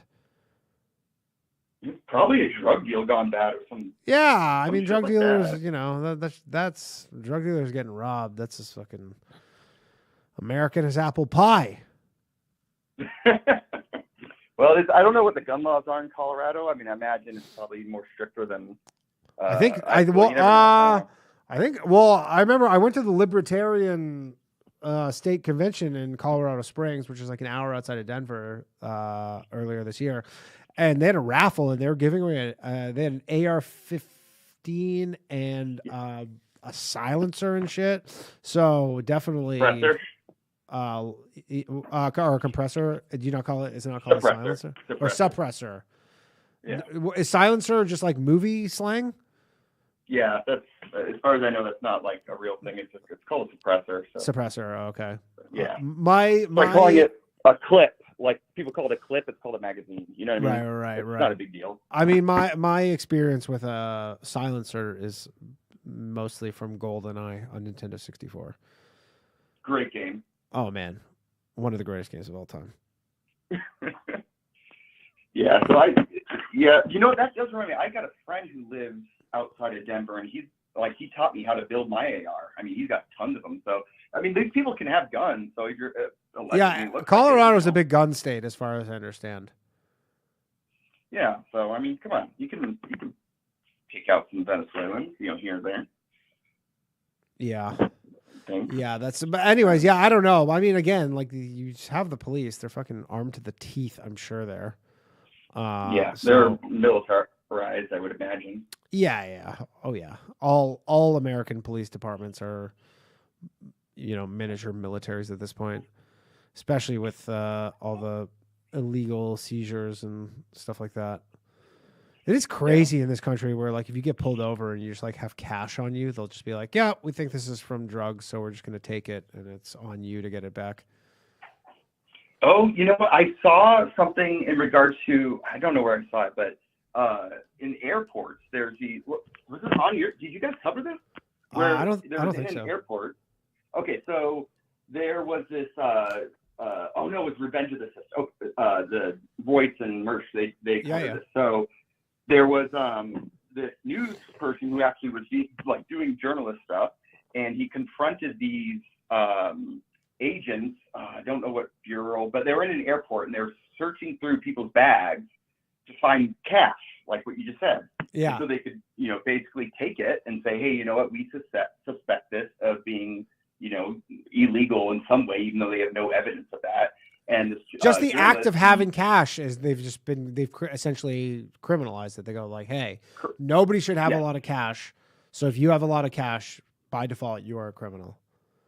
Correct. Exactly. So the video they're covering is this guy. He didn't even have cash. They're just searching his bag for, like, as far as I know, they didn't really have a good reason. It was a random, but that's what they're looking for. And he ended up having some sort of lawsuit against them.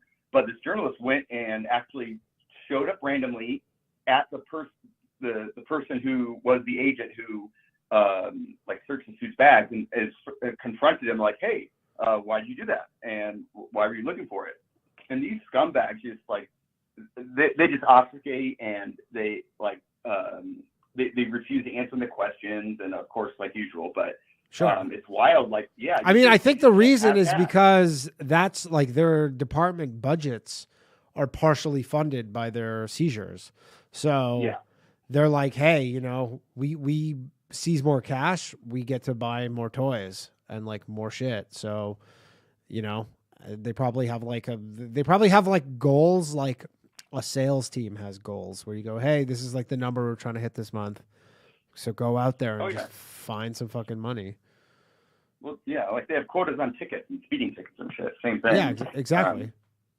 And I'm sure these guys, there's no way they're not just skimming some off the top before they're putting it into evidence. Yeah, probably. I mean, there's, America's obviously a huge country, but like there's no shortage of, you see it weekly of like some fucking police officer who they're like, yeah, we busted some police officer who was like dealing drugs. And you're like, straight up dealing drugs. Yeah, straight up just like, yeah, he was just like a drug dealer and he was also a police officer. And you're like, that's insane. Well, I guess he's not getting paid enough. He's got to, I mean, they don't like. I don't know what the starting salary is for New York NYPD, but whatever it is, it's not enough. Yeah, because when I walk around this fucking city, man, I'm like, $46K. It says $26K on Indeed. Starting salary. Seriously? Here we go. Starting salary $58,600.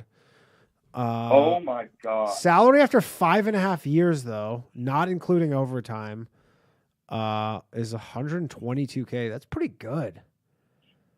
For New York? For New York NYPD, and like, dude, they crank them out here. Like, there are so many new police officers here. I mean, don't get me wrong, brutal job. Like, I'm not like in many instances the biggest fans of police. I'm just not fans of obviously their overreach, but fuck, man. I mean, essentially, you're just like a babysitter for like dangerously mentally ill people. Yeah, but 120. I mean, that's not. I know. I'm sure it sounds like a lot of money, but I mean, in New York, that's the thing. In New York, it's not. Yeah, no, and I mean, even in Arizona, I mean, I guess it's okay. I mean, that's but I guess I'm thinking like it would. I don't think dual income wise, because that's not. My wife hasn't worked for a long time, so I'm just thinking single income to like support a family and stuff. That's still, especially nowadays. I'm sure you could do it, but that's not like you're not rich.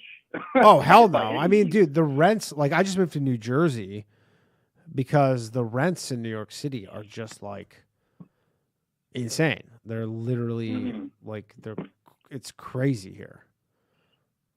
Like, yeah, I can't.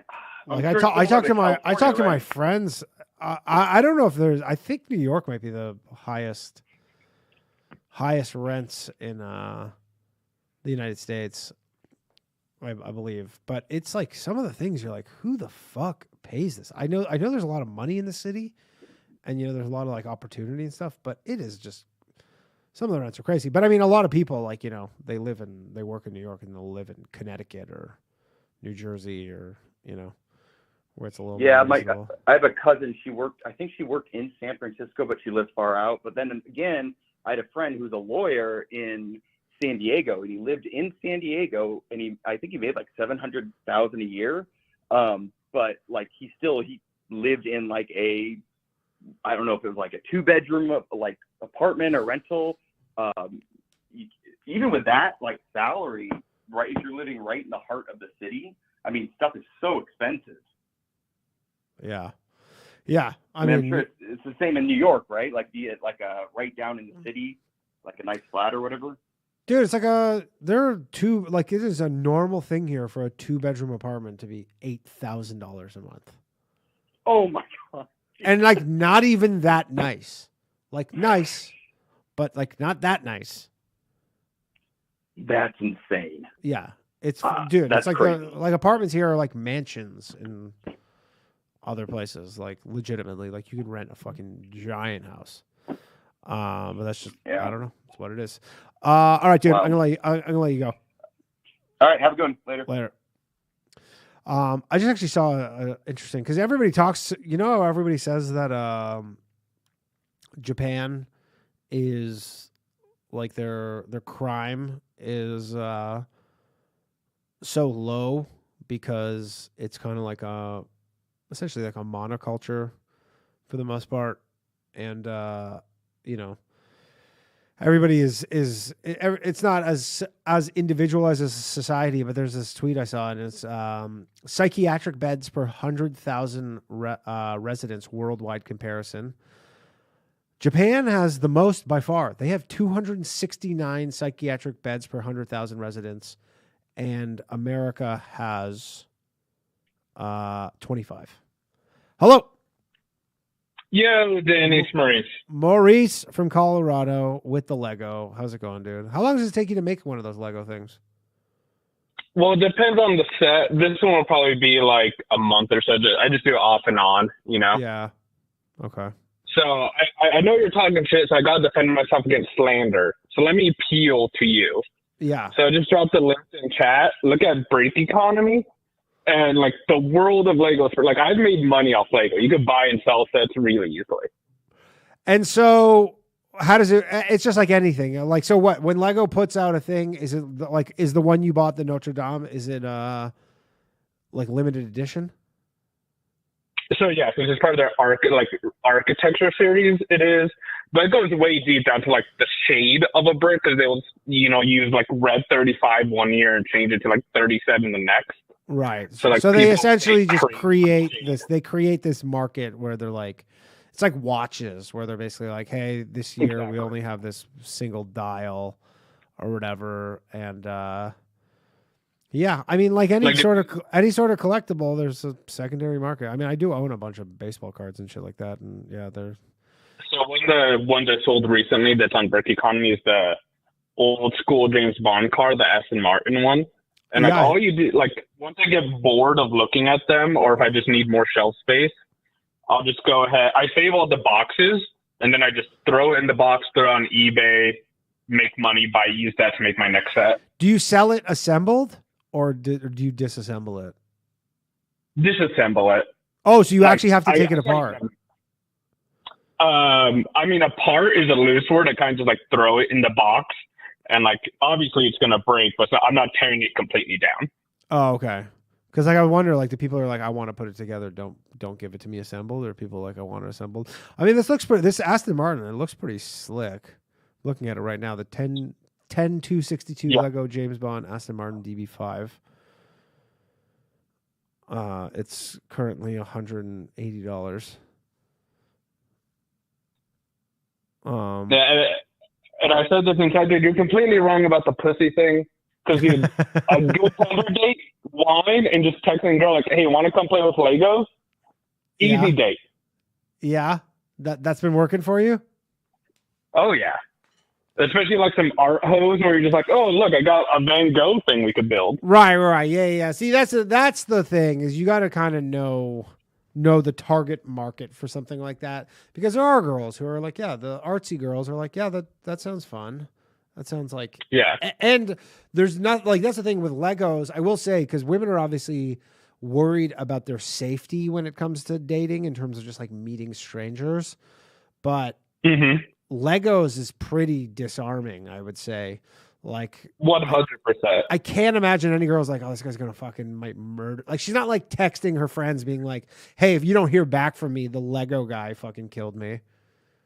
Yeah, and I kind of do the same thing with them, like with you, you know, like, hey, look up this Lego set, and they're like, oh, $300. This guy has money to just take it. Yo, baby, I got a $300 Lego car, and she's like, oh shit, that's actually pretty funny. But the only thing is like fighting my internal autistic guy when I notice he makes a mistake and being like, I'm just gonna have to rebuild this in the morning.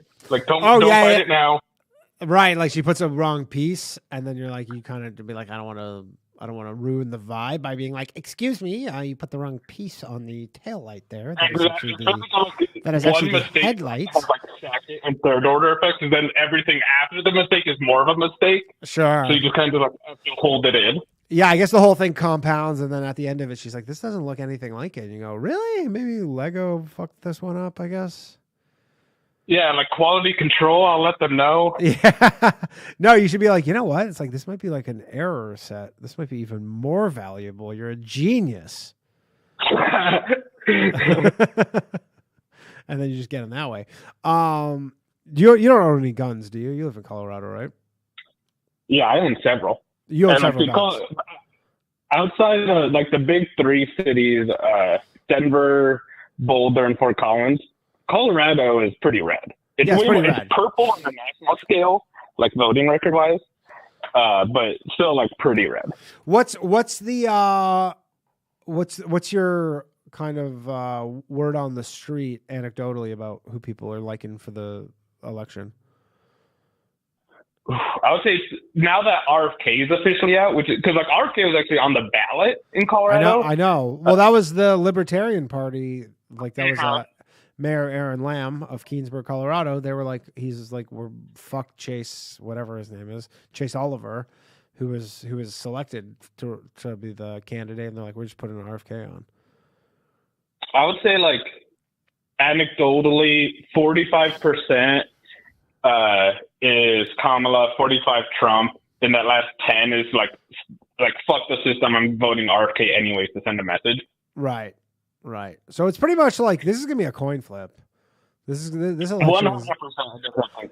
Although there's always the October surprise that comes every October. So last one was Hunter Biden's laptop, which was conveniently suppressed. Currently, Donald Trump has on this is at least on Polymarket. He's at 52%. I think he's gonna win. I mean, he's been fucking throwing out new policies left and right, which is a weird one too, because a lot of the conservatives are mad that he wants to make IVF free, because I guess that goes against like conservative Christianity. Like I guess he came out against abortion or national abortion ban. Well, he came out against a national abortion ban, but he also came out against saying, which is so weird that people paint Donald Trump as a pro-life candidate. Like that guy has probably paid for 20 abortions. He had like you know, like super wealthy. They have like just have doctors come to their place. He for sure had an at-home abortion so many times. Oh my God, the amount of chicks he probably knocked up when he was like a fucking playboy, dude. That guy is. It's so weird that he's painted as this pro-life guy. Obviously, they do so because one, it benefits them to win an election, and then obviously the Roe v. Wade thing, even though that wasn't as much as a pro-life stance as a constitutional thing. But it is so weird that everybody's like, yeah, this guy hates abortions. Like, this guy's had more abortions than any fucking liberal chick you've ever met. Like, well, even you also see in the interviews when people try to paint Trump as anti-LGBTQ. He's like, yeah, the gays are fine, they're fun. They should probably quiet down a little bit, but whatever. Yeah. Yeah, but anyways, because I guess in Florida they have a proposition in this election, and he was basically saying like I think it's 6 weeks in Florida, and he's like it should be more than 6 weeks. People didn't like that. Mm-hmm. Now he's wanting to legalize weed, and I mean here's the thing: liberal chicks probably. I mean IVF is expensive for one. It's like it can be $50,000 plus. Two, there's like a legitimate population issue in the country. So the problem is all the liberal people, all the really liberal people actually think there's an overpopulation problem. So you can't really convince them that the problem is the opposite of what they think because they're so wrong about it. But you're like, this guy wants to, get rid of illegal immigration, get more like natural or not naturalized Americans, but more American citizens via free IVF you think women would love that. Yeah, which is like a family policy. That's one thing I don't understand about like hardcore religious rights is like, how would you be like, it's making more families. Yeah. I guess it's just like, it's unnatural, I guess is what they would say. I don't know. Cause that seems like such a weird one. You're like, you'll have more families and stuff. Like, cause that's the thing, anybody who's willing to do IVF, like they're not trying to pump out kids. Yeah, they're committed. They're going through a lot of appointments and shit. Like the women is getting injections. Yeah, it's like a real thing. So like you would think they would be on board, but I guess it's just like the evangelicals, which I guess is a pretty large voting bloc in this country, are against it. But and then he wants to legalize weed now. Like he's like so fucking dude, he's got so many things he wants to do. He's probably going to accomplish next to none of them, but it is wild. I think Trump is now starting to be like, he's very politically savvy. And I think he just intuits that, like how Democrats will take a lot of voting blocks for granted. Cause like, yeah, we're the only game in town for you. That Trump's now doing that to the religious right. Like what, you're going to start voting Democratic all of a sudden? Like I gave you 3 Supreme Court justices. You're coming along for the ride. Yeah. I mean, it is crazy because I'm just like, what else do they what do they want? I don't know. I mean, he seems to be just casting the widest net possible right now. Just being like, look, there's something. I got something for pretty much everybody right now. Well, now it's a game of inches. Like 2 months ago, nobody thought that it would have been this close. I mean, dude, just even looking at Poly Market, it's like when it was Biden, it was like 60-40.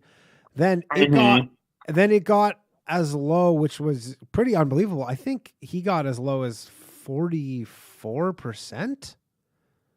I want to say like he got down, like he was up 60 to like at 60% chance to 44%.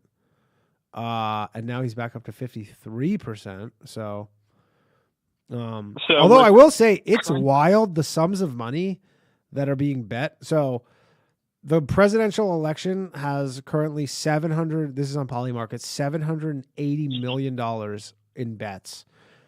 There are $70 million in bets on Michelle Obama to be, I guess though, you could be betting no. So you could just be like, that's essentially almost free money. But there's $53 million bet on Nikki Haley. There's $16 million bet on Vivek. 12 million on Chris Christie. And now again, I think like if you bet $100, it pays I don't know if it pays $1 or 10 cents. I don't what does $100 pay? I'm not sure. But yeah, I think it's something like maybe $100 pays, or maybe $100 pays 10 cents. Kanye has $7.7 million bet on him, I assume. But the thing is if you bet on Kanye to not be the president, someone's on the other side of that bet. So someone, I guess someone's taking it. AOC, 20 million. Elizabeth Warren, 13 million. And this is specifically to be the next president of the United States. With Trump, it looks like he's doing the podcast round with Theo Vaughn and Lex Friedman. Is he going to be on the Boys Cast? Oh, I wish, man. That would be a fucking dream. I don't. We know people kind of who like know him a little bit. Like we know people who are familiar with him, I guess, personally, but That would be too big of a favor to call in. I would love to. I mean, that would be the sickest thing ever if we could do that. But I do love watching the different media strategies. Just like Trump's like, I'm just gonna go listen to Theo talk about cocaine, and then I mean, basically, he's like, interview. Yeah, it's weird that he won't go on Rogan or Rogan won't have him on because essentially he's like, yeah, if you have 1 million listeners on your podcast, they'll come watch it, which for him makes sense because you're like, yeah, if you come to me in Mar-a-Lago, like I'll give you an hour of my time to reach 1 million people. Mm-hmm. Which, that yeah, I think we go on Rogan before that would be like one of those big pivot points. Yeah, you know what the problem is I could be wrong. I don't think Rogan will go to Mar-a-Lago to do it. It's like he's like Trump has to come to Austin, and Trump's probably just like, I don't have time for that. Because if you see every one of the Trump podcasts that Trump has been on has been at Mar-a-Lago or somewhere he's been. It's been like at his Bedminster golf club, but it's always somewhere where they come to him. He doesn't go to them. Yeah. So, anyways, I gotta let you go. Thanks, buddy. Good talking, Danny. Later. Maurice, everybody. Let's take another call here. We're going to wrap this up shortly. Hello, Joe the lawyer. Hey, Danny. How you doing? Good. How are you? Well, went to a bris recently. A bris. Nice. Did they do the thing with the mouth? Well, they used glass tube. They used a glass tube. Yeah. That's the standard nowadays. That's the standard. They got rid of the mouth touching. That's good. That's good. Yeah, I don't think it was because of any external pressure. I think it was just the herpes issue. Yes, but like was the but like because I remember I did a joke about it like in 2015 or something, but I think it was from a story from 2013. How like was because it was in the news and stuff that rabbis were giving babies herpes, but it was internally. It wasn't from just like the fact that it was kind of making it out in the public. Yeah, most especially in the ultra orthodox world, they don't care what's going on in the public. Yeah, they don't give a shit, right? They live like super insulated. Yeah. Yeah, they don't really give a shit. And does the blood get in their mouth? No. It just gets pulled out a little bit. It doesn't even go to the other end of the tube. It just comes out a drop and then that's it. Okay, it's just for what, disinfectant purposes? Yeah, I think so. I don't know. Oh, okay. It's like a tradition. It's just gets stuck out like a drop of blood. It's a tradition like no other, like the Masters. Yeah, well, it doesn't have to be from the mouth. That's just what people did. But that's maybe the worst part, Joe. They go, wait. There's probably some oils. Like, wait, I didn't have to use my mouth. Yeah, well. Yeah. So I actually wanted to tell you about something. So this happened in Queens. I expected this to be in the news, the Post or whatever, but they've been keeping this quiet. Interesting. So hot scoop. Yeah. So there's a certain judge who is this happened a few months ago. He's always been terrible judge, horrible temper. Yells, and I've never been to his courthouse, his courtroom once where he wasn't yelling at somebody. He doesn't really know the law very well. He doesn't allow court reporters in the room usually because they're going they'll record him doing something they shouldn't be doing or making a wrong ruling. Also, we had a rule in our firm not to allow any women to go cover any appearances in front of him because he would try to hit on them. Really? It's because of a real scumbag, huh? Oh, yeah. Piece of garbage. And he was never a lawyer before this. His father was a big shot in the Democratic Party and arranged for him to go directly out of law school for do-nothing clerkship. And then after that, got him, as soon as he was eligible, got him on the ballot and got him elected. Yeah. That is, I've said this before, that is so crazy that judges are just elected. And could have no. Yeah, it's wild. Because I think that's a specifically American thing where you can just elect judges and you're like, so you don't have to be a lawyer?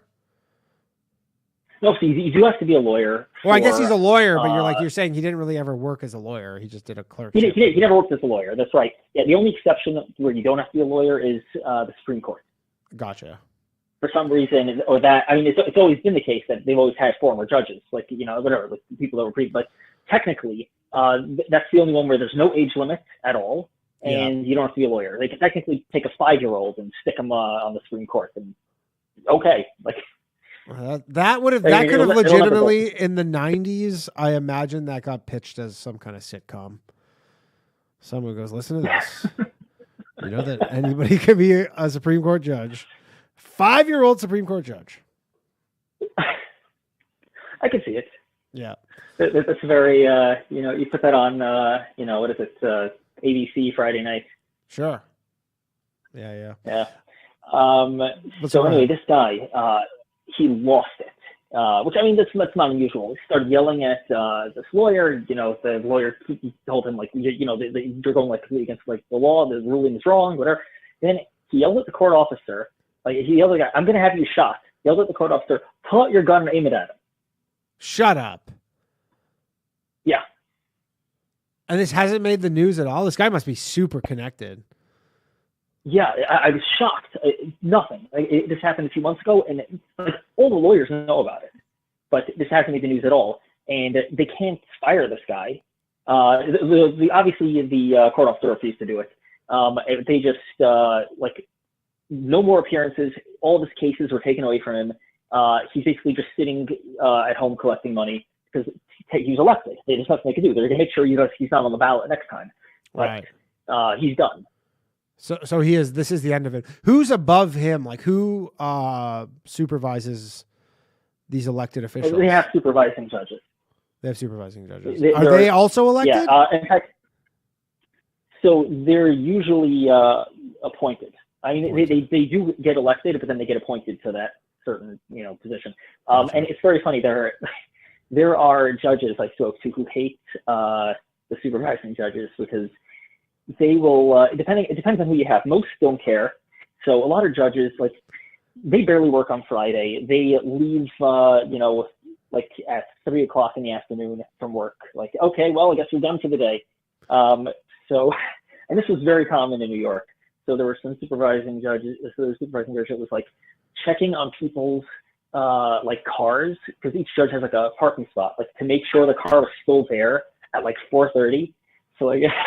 And then would like get them in trouble if they were leaving early. If they weren't there. So do you like avoid like trials and stuff on Fridays because is there some worry that they're like, this guy's trying to get out of here and he's gonna like fuck you over, or vice versa?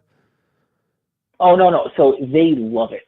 Okay, so unless I have a Jewish judge, then they try to act like, oh, I know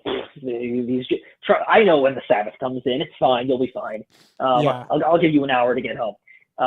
But like all the other ones, they're just like, oh, an excuse to leave early? Sure, we're breaking at 12. We're done. Like, right. But will they like issue like decisions on like, is this ever for actual like jury trials or are these just for when the judge? No, I mean they don't. Judges don't want to work just as much as anyone else, so they have a chance to get out of it. They're like, oh, there are times, oh, let's just not even show up Friday. Let's skip it.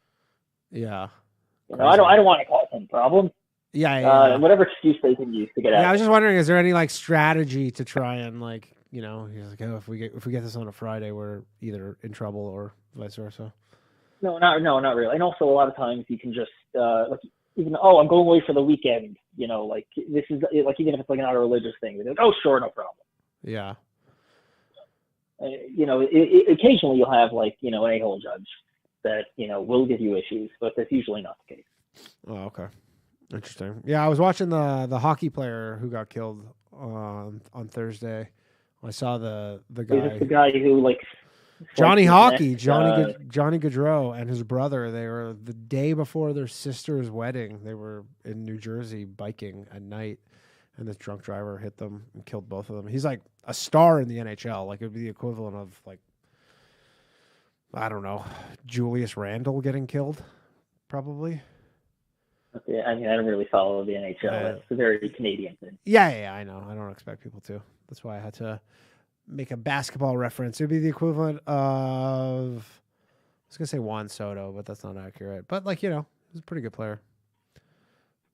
Pete Alonso. Okay. But, so anyway, but, like, New York is completely corrupt. I'm shocked. Like, I thought the Post, I was looking forward. I'm like, when is this going to hit the Post? And they're going to have, like, some really funny pun. Yeah, of course. Of 50 puns.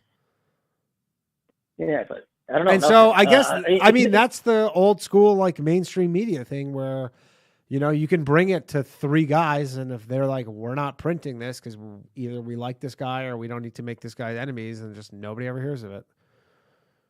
Yeah, I just think, like, you know, he has a lot of power in the Democratic Party, and people don't want to get on their bad side. Like, there's certain, you know, like, the fact that he was able to get where he got doing absolutely nothing and definitely not deserving it, and the fact that there has been, you know, sexual harassment issues before, and, you know, even with Me Too, and he still, you know, skated on by.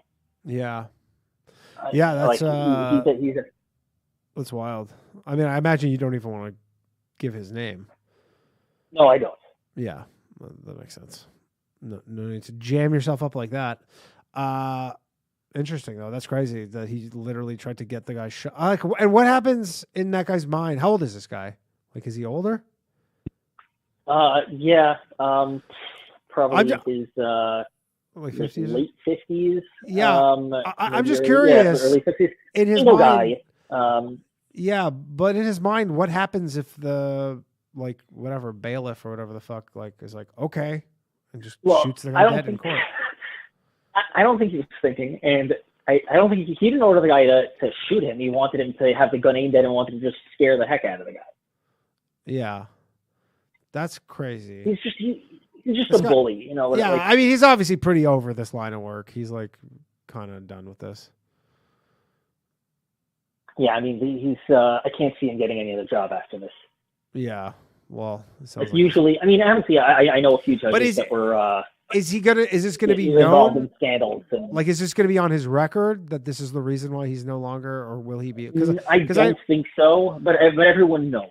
Yeah, because I imagine that, like, if you're someone of his stature and then you get canned, or, you know, you're not reelected, I'm sure there's no shortage of law firms who are like, come work for us. You know, everybody. Right. Well, a lot of times we'll get jobs doing like arbitration. There's a bunch of like arbitration organizations. I know some judges that lost their job because of like sexual harassment allegations.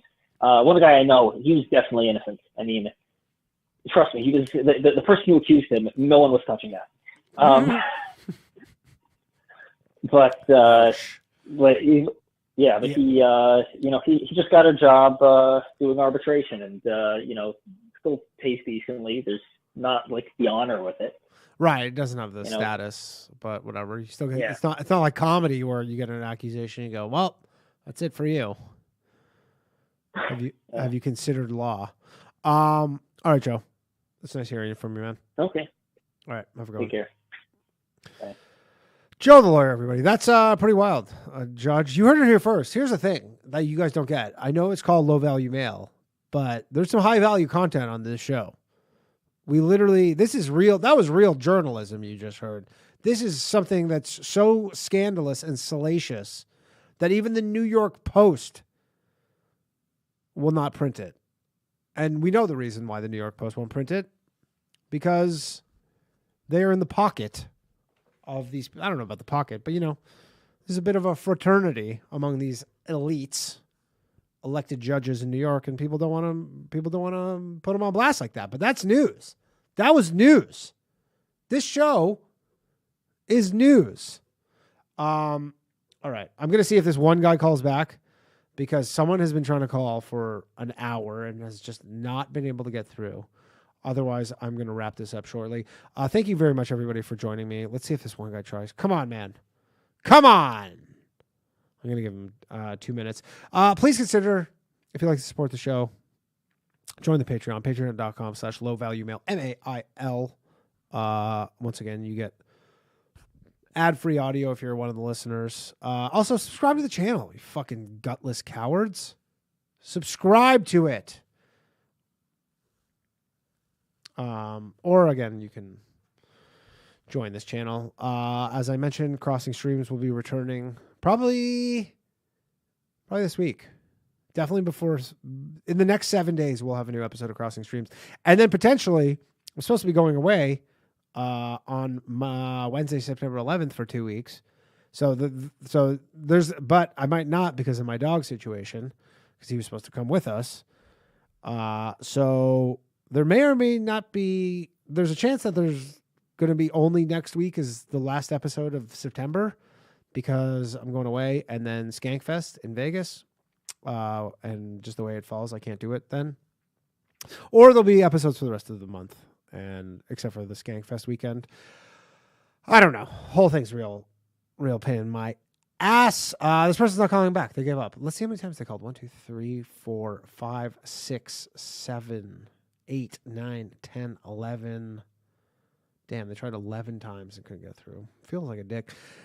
It would help if we had, although it wouldn't help. I guess I don't know. Should I get Mark to answer the phones for these? I feel like it's easier if he doesn't, but I don't know.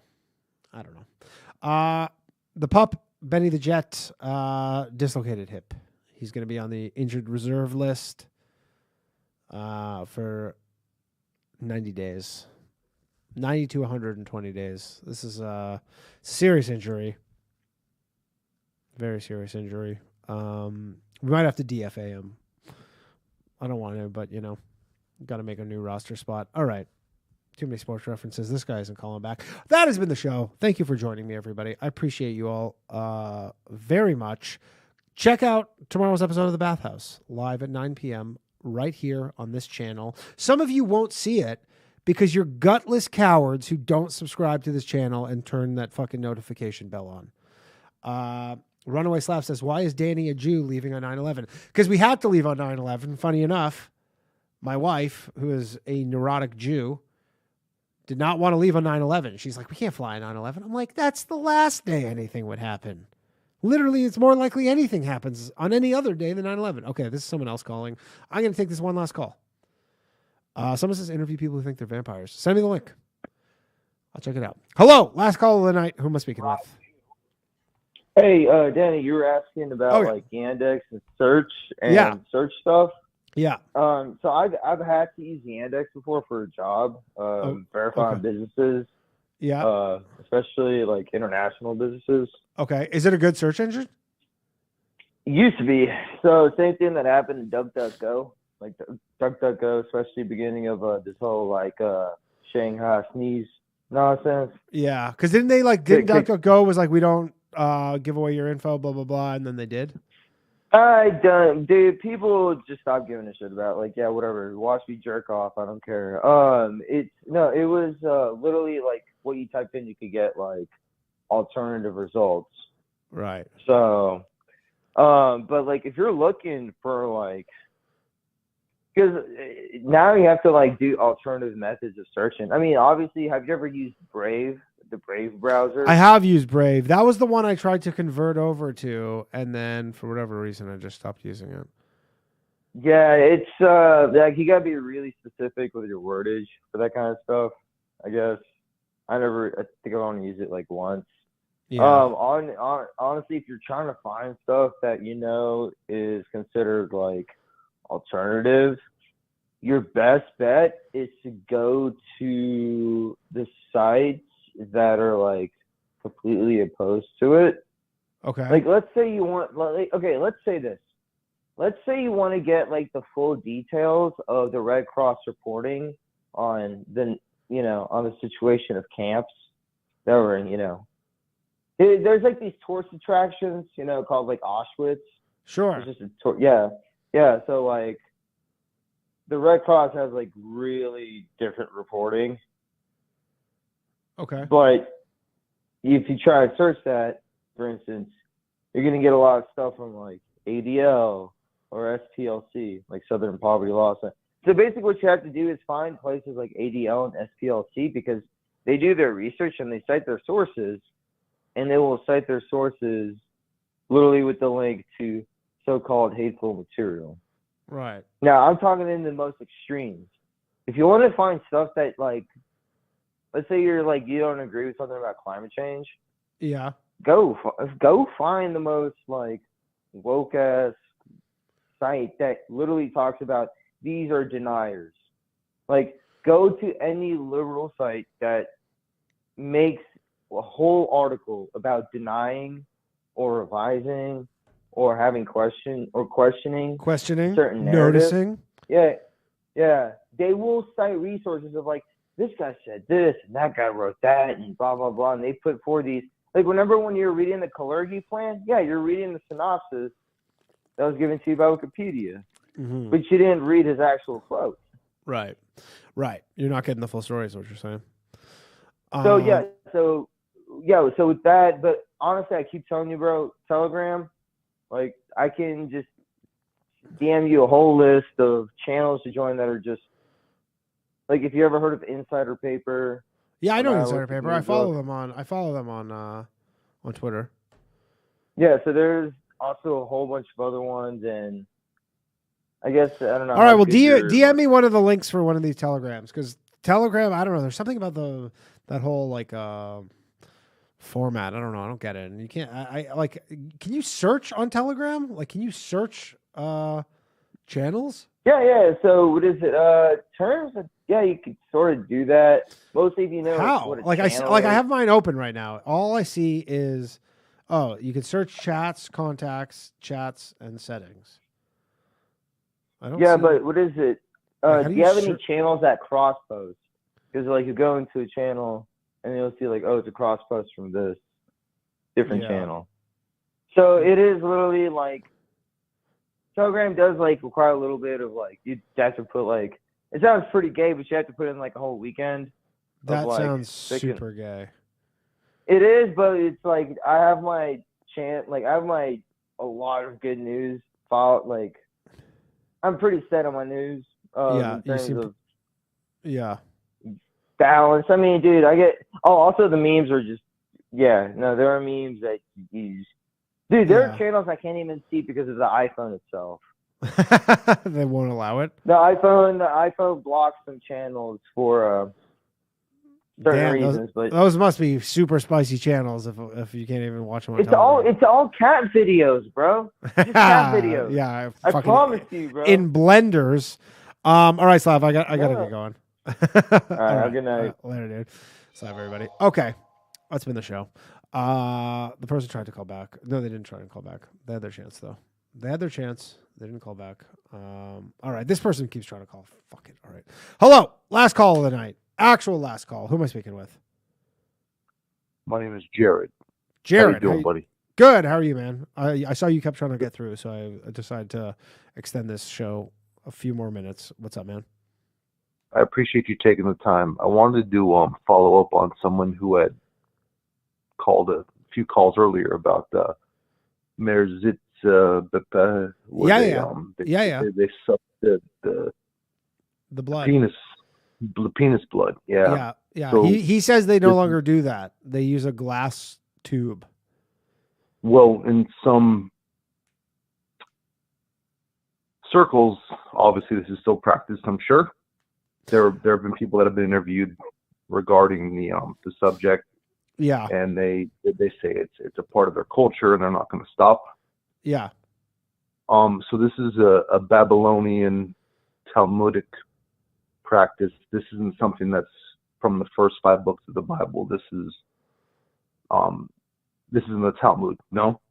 I don't know, man. Everybody thinks that every Jew knows everything about the Talmud. Well, no, I'm just curious. What do you know about the Talmud? Nothing. So, I mean, it's so funny because like right now, especially like currently, there's just like just a bunch of non-Jews just like reading the Talmud every day. I was like, actual Jews are like, I don't know anything about it. There's a celebration of the Talmud that occurs in Met Stadium where like it's filled to the brim with. Yeah, I mean, the largest Jewish population every 7 years. Largest Jewish population outside of Israel is in New York City. Is in New York City, correct? Yeah. And this particular practice is somewhat concerning to people who are not Jewish. I mean, dude, And hey, I'd like to tell you, it's very concerning to any Jew I know. Like, I mean, I did my first stand-up album, like from 2016. I had a joke about it where I was like, literally, like, this is fucking insane. Like, and any that's what I want to normal. hear your take about it, because I heard you mention you actually had a joke about it. So that's Yeah, I mean, I literally had a joke about it where I'm like the premise of I forgot it until I re-listened it because someone was like going crazy on Twitter. But I'm like, I literally in the joke, I'm like, yeah, you know, there's certain things that Jews do not get enough bad negative publicity about, and this is one of them because it's still practiced in many circles. Let's say it's maybe. I mean, Joe the lawyer says, at least in his New York Orthodox community that he participates in, and he is an Orthodox Jew. And children have died. If you take his word for it, he says that it's no longer.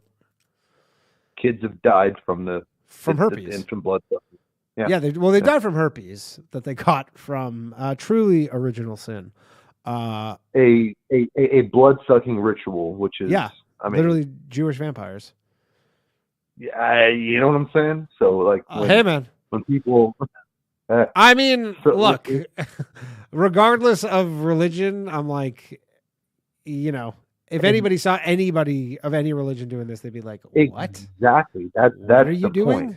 But again, if the Catholics were doing it, the Christians were, if anyone was doing this, it'd be frowned upon. I mean, it's insane. I mean, part of my joke was like, imagine the scandal if Catholic priests were like, yeah, and just finish this up with a little kiss on the tip. Like, people would be fucking going nuts. That's 100% the point. Yeah. So where do we go from here? And I mean, it should be illegal. Is where it should. But go. it should be allowed to be discussed, and that's where we get into these I mean, who's preventing you laws from discussing it? That prevent my whole Twitter is people discussing this shit. Well, no, I'm not on Twitter. I'm not on social media. I like the fact that. So when you say it should be allowed to discuss, are you just saying like if you bring this up at like work in public? They're trying to make laws in certain countries. Pardon me, I didn't mean to interrupt. Go ahead. Yeah, no, go ahead. No, go ahead. They're trying to make laws in certain countries where you can't even discuss these things, and on college campuses you can't. In what countries? Well, England. If you say, yeah, England is sorry, that kid shouldn't be subjected to that weird gay stuff. You can all of a sudden find yourself in jail. Or Canada. I mean, I think you're Canadian. I am Canadian. So, from what I understand, these things are slowly encroaching on our civil liberties. No. It's not. I assume you live in America. It's not encroaching on your civil liberties. I'm originally from Los Angeles. These are shithole countries that they're taking one of away my people's best friends rights. growing up ended up marrying that Mandy Moore girl from like the pop. Little flexing on us, eh? He lives around the corner from my grandma. Long story short, doesn't matter. Yeah. But he was a Jewish kid. God bless him. This weird stuff is happening in Australia, England, but it's slowly coming into America. Like they can't come too hard because we have our. You got your First and your Second Amendments. Exactly, 100%. But the sucking of the child penis blood still goes on. It still continues. I mean, again, I don't. I would have actually agreed with that because I assumed it was going on. Like, why is it not outlawed? Why is it not like? It why should is it not be. a crime? I mean, why are people not in jail? Yeah, well, because people get all sorts of crazy religious exemptions. Hold on. Under the guise of the religious Mormons, freedom. when the Mormons were marrying little girls, they were thrown in jail. No. Yeah. I mean, dude, I am not disagreeing with you. It's fucking disgusting, and definitely should not be legal. Should not be able to kiss. I just wanted to say that. You should not be able to kiss a baby penis. Kiss the child baby penis out of the blood. It's kind of weird. Yeah. It's not just kind of weird. Even the tube part. Ever heard of? Yeah, the tube part is even like, I'm like, this. Well, even then, like, why you continuing with the tube exactly? Like the guy's like backing. Well, up the I think tube? I think at least like their side of it for the And he tube tried to part. say they just suck it, There's but, some sort but of the blood doesn't go to the disinfecting. mouth. Yeah, there's some sort of Hold on, hold disinfecting on. quality to it of Dude, pulling the blood dude. out, but it's The guy tried to say they pull, but they don't let the blood go to the lips. I mean, here's the thing. I mean, if you want to take this one step even further than that, it's like female genital mutilation is illegal. Male genital mutilation is totally commonplace. Well, and why should I'll just say, I'll take it one further. Why should circumcision not be illegal? Period. Like it's illegal to do it to a female. Yes, and I'm going to go into one of those things where certain things culturally, I guess, but like there's certain things. I mean, when we think about it, yeah, I think probably circumcision is probably not right. I mean, it's literally, we say female genital mutilation. We go, that's bad. It's terrible. Male genital mutilation is like penis is good because it gives those girls the nice shape of the head. You know? Literally male genital mutilation. You go, yeah, it kind of looks better. No, and I agree. I understand what you're saying. Yeah, and that's where like when we get into religious law, and I was specifically talking about Talmudic because I wanted to talk a little bit more about Talmudic law, being you're a Jewish man. Sure. And there's a man, Corey Gill Schuster, on YouTube who interviews people. He's a Jew. He speaks Hebrew, and he asks them about controversial things that Jews sometimes find difficult to talk about. Sure. And he does. And he presents it in a way that's just conversational. Yeah. And like there's people that believe that Jews are waiting for their Messiah, and when this comes, they're going to have 2,800 slaves, and that we are going to be their slaves. Yeah. And this is like a thing in Talmudic. I mean, there's many. Those are the same Jews though who are like they basically want this war in the Middle East because they're like this will bring about the end of days. Yeah, I mean, look, every religion has their crazy fundamentalists. It's like that's essentially like ascribing the Westboro Baptist Church to all Christians, and you're like, well, you know, you would say like that's crazy. No. I know what you're saying. I'm telling you, I know a lot of Jews, and they think these people are fucking nuts. And my point is, it seems like these governments though kind of align with those nutty Jews. Is my point, and what's I've happening. Heard that. I mean, again, the people who are like running the government, who are Jews, who are like in high. I'm not talking about our government. I'm talking about like all of them. It's getting to the point where everyone is just spearheading us into. But these aren't those Jews. Like those Jews are fucking very insular. They're like they don't really kind of like commiserate with anybody outside of their specific like they live in like small little communities, and they stick little communities, but like they keep to themselves. So like I mean like the people, the Anthony Blinkens and the Anthony, or was it Mayorkas? Is it Anthony Mayorkas? With the dual citizens in our government? But the thing is, they're not dual citizens. Like everybody says like they just say any Jew is a dual citizen. They would say I'm a dual citizen. I'm not. I am a citizen of Canada and care only. Less if you were. But I'm saying is like if I was on one of those lists, they would say, which I made those lists, but if I was on one of those lists, they would say I'm a dual citizen. I'm not a dual citizen. I could technically. Natalie Portman means nothing to me. I mean, she's you know what I'm saying. Like, but there are people that do make like what's her name? Janet fucking the gal in the the Yellen, one in the Janet Fed. Yellen, yeah. Janet Yellen, like that like hook. She's she's a troll, bro.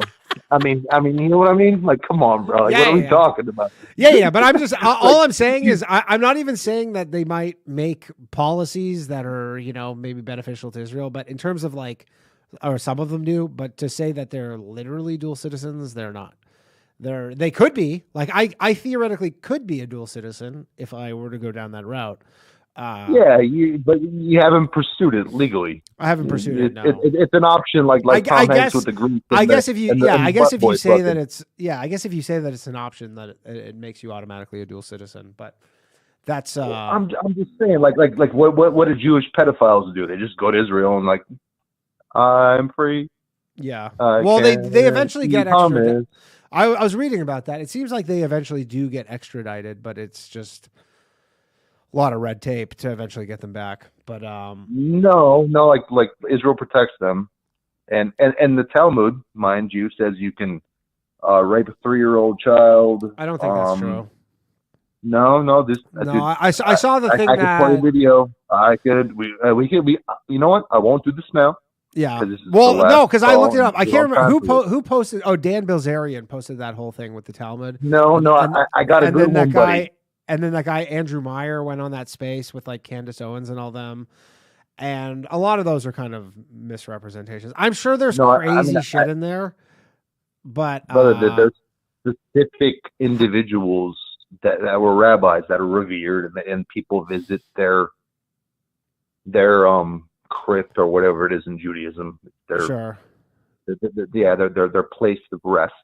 And long story short, these men are quite revered and celebrated. Yeah. And they said that certain practices in certain manners were allowed because essentially the goy is non-human. And see, here's the thing. I don't know any Jew. Video. Yeah. I'm not going to watch it, but I don't know any Jew that I've met who is like. Well, again, what I was saying is there's a guy on YouTube, Corey Gil Schuster, who's a Jewish man. He was interviewing other Jews, and they mentioned they're citing some of this stuff. Sure. And what I'm saying is, okay, maybe I'll check it out. And that's what I wanted to discuss. That there's that weird, like okay, in Revelation, the synagogue of Satan. So I tried to talk about it. I called when Christopher Knowles was on, but all he wanted to talk about was Mithra. But long story short, the synagogue of Satan is a sect within Judaism that follows the teachings that were given to them by the fallen angels that they received and were passed down in Babylon and were incorporated into the Talmud. But we can discuss this on another day. I just want to say thank you for this opportunity. Yeah, we'll have to do that. Yeah, I would say maybe try and balance out your Talmud reading with just maybe some fiction. I'm taking this information from Jewish people. I'm not. I understand. I understand what you're literally from the horse's mouth. So God bless you, brother. From the horse-faced mouth. Thanks, man. Thanks for calling. From the hook-nosed mouth. Pardon me. God bless you. We have fun here. Okay, that's been the show. Goop says that some of them are Goop says that some of them are U.S. citizens or Israeli citizens. Okay, I don't know. I always assumed that the reference was that they are just the option. Maybe some of them are. I've never been able to verify that, but I'm gonna look into that because that is interesting. Okay, that has actually been the show. Thank you very much. Very interesting. I am going to assign all of you homework for next week. Go read the first 1,000 pages of the Talmud, please. And then we're gonna group back up here on Monday, and I'm gonna test you on it, and we're gonna go over what you learned. So I'm gonna read it too. So we're all gonna read the first 1,000 pages. It's just a little light reading, and then let's check it out. Anyways, next week, I got Ted Walter from the 9/11. What is this called? The International Committee? Yeah, 9/11 something. It's fucking my memory's shot. International Center for 9/11 Justice. Ted Walter. They're a bunch of engineers who basically say there's a lot of malarkey going on 9/11. Shut it down. This is over. Thanks very much, everybody. Check out the Bathhouse tomorrow night, 9 p.m. I gotta go now. Good night. Peace. You know it on my shell road. Empathic abilities, yeah, my face be also stoic. Bleep, blow up, nigga. That just means I'm working. They see me as a leader, so that's why I'm Captain Kirkin. These tracks from the stars, that much is for certain. You can feel this hit if you up or if you hurt. I'm raising my stock, not talking my feet in some Birkin. Number Johnny 5 got a fucking short circuit. Bring the track to life when I spit phenomenal.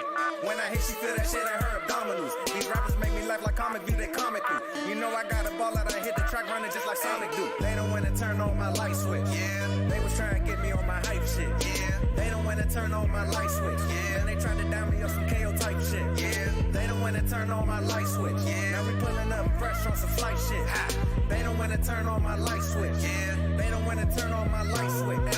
They don't wanna turn on my light switch. Yeah. They was trying to get me on my hype shit. Yeah. They don't wanna turn on my light switch. Yeah. Then they tried to down me up some KO type shit. Yeah. They don't wanna turn on my light switch. Yeah.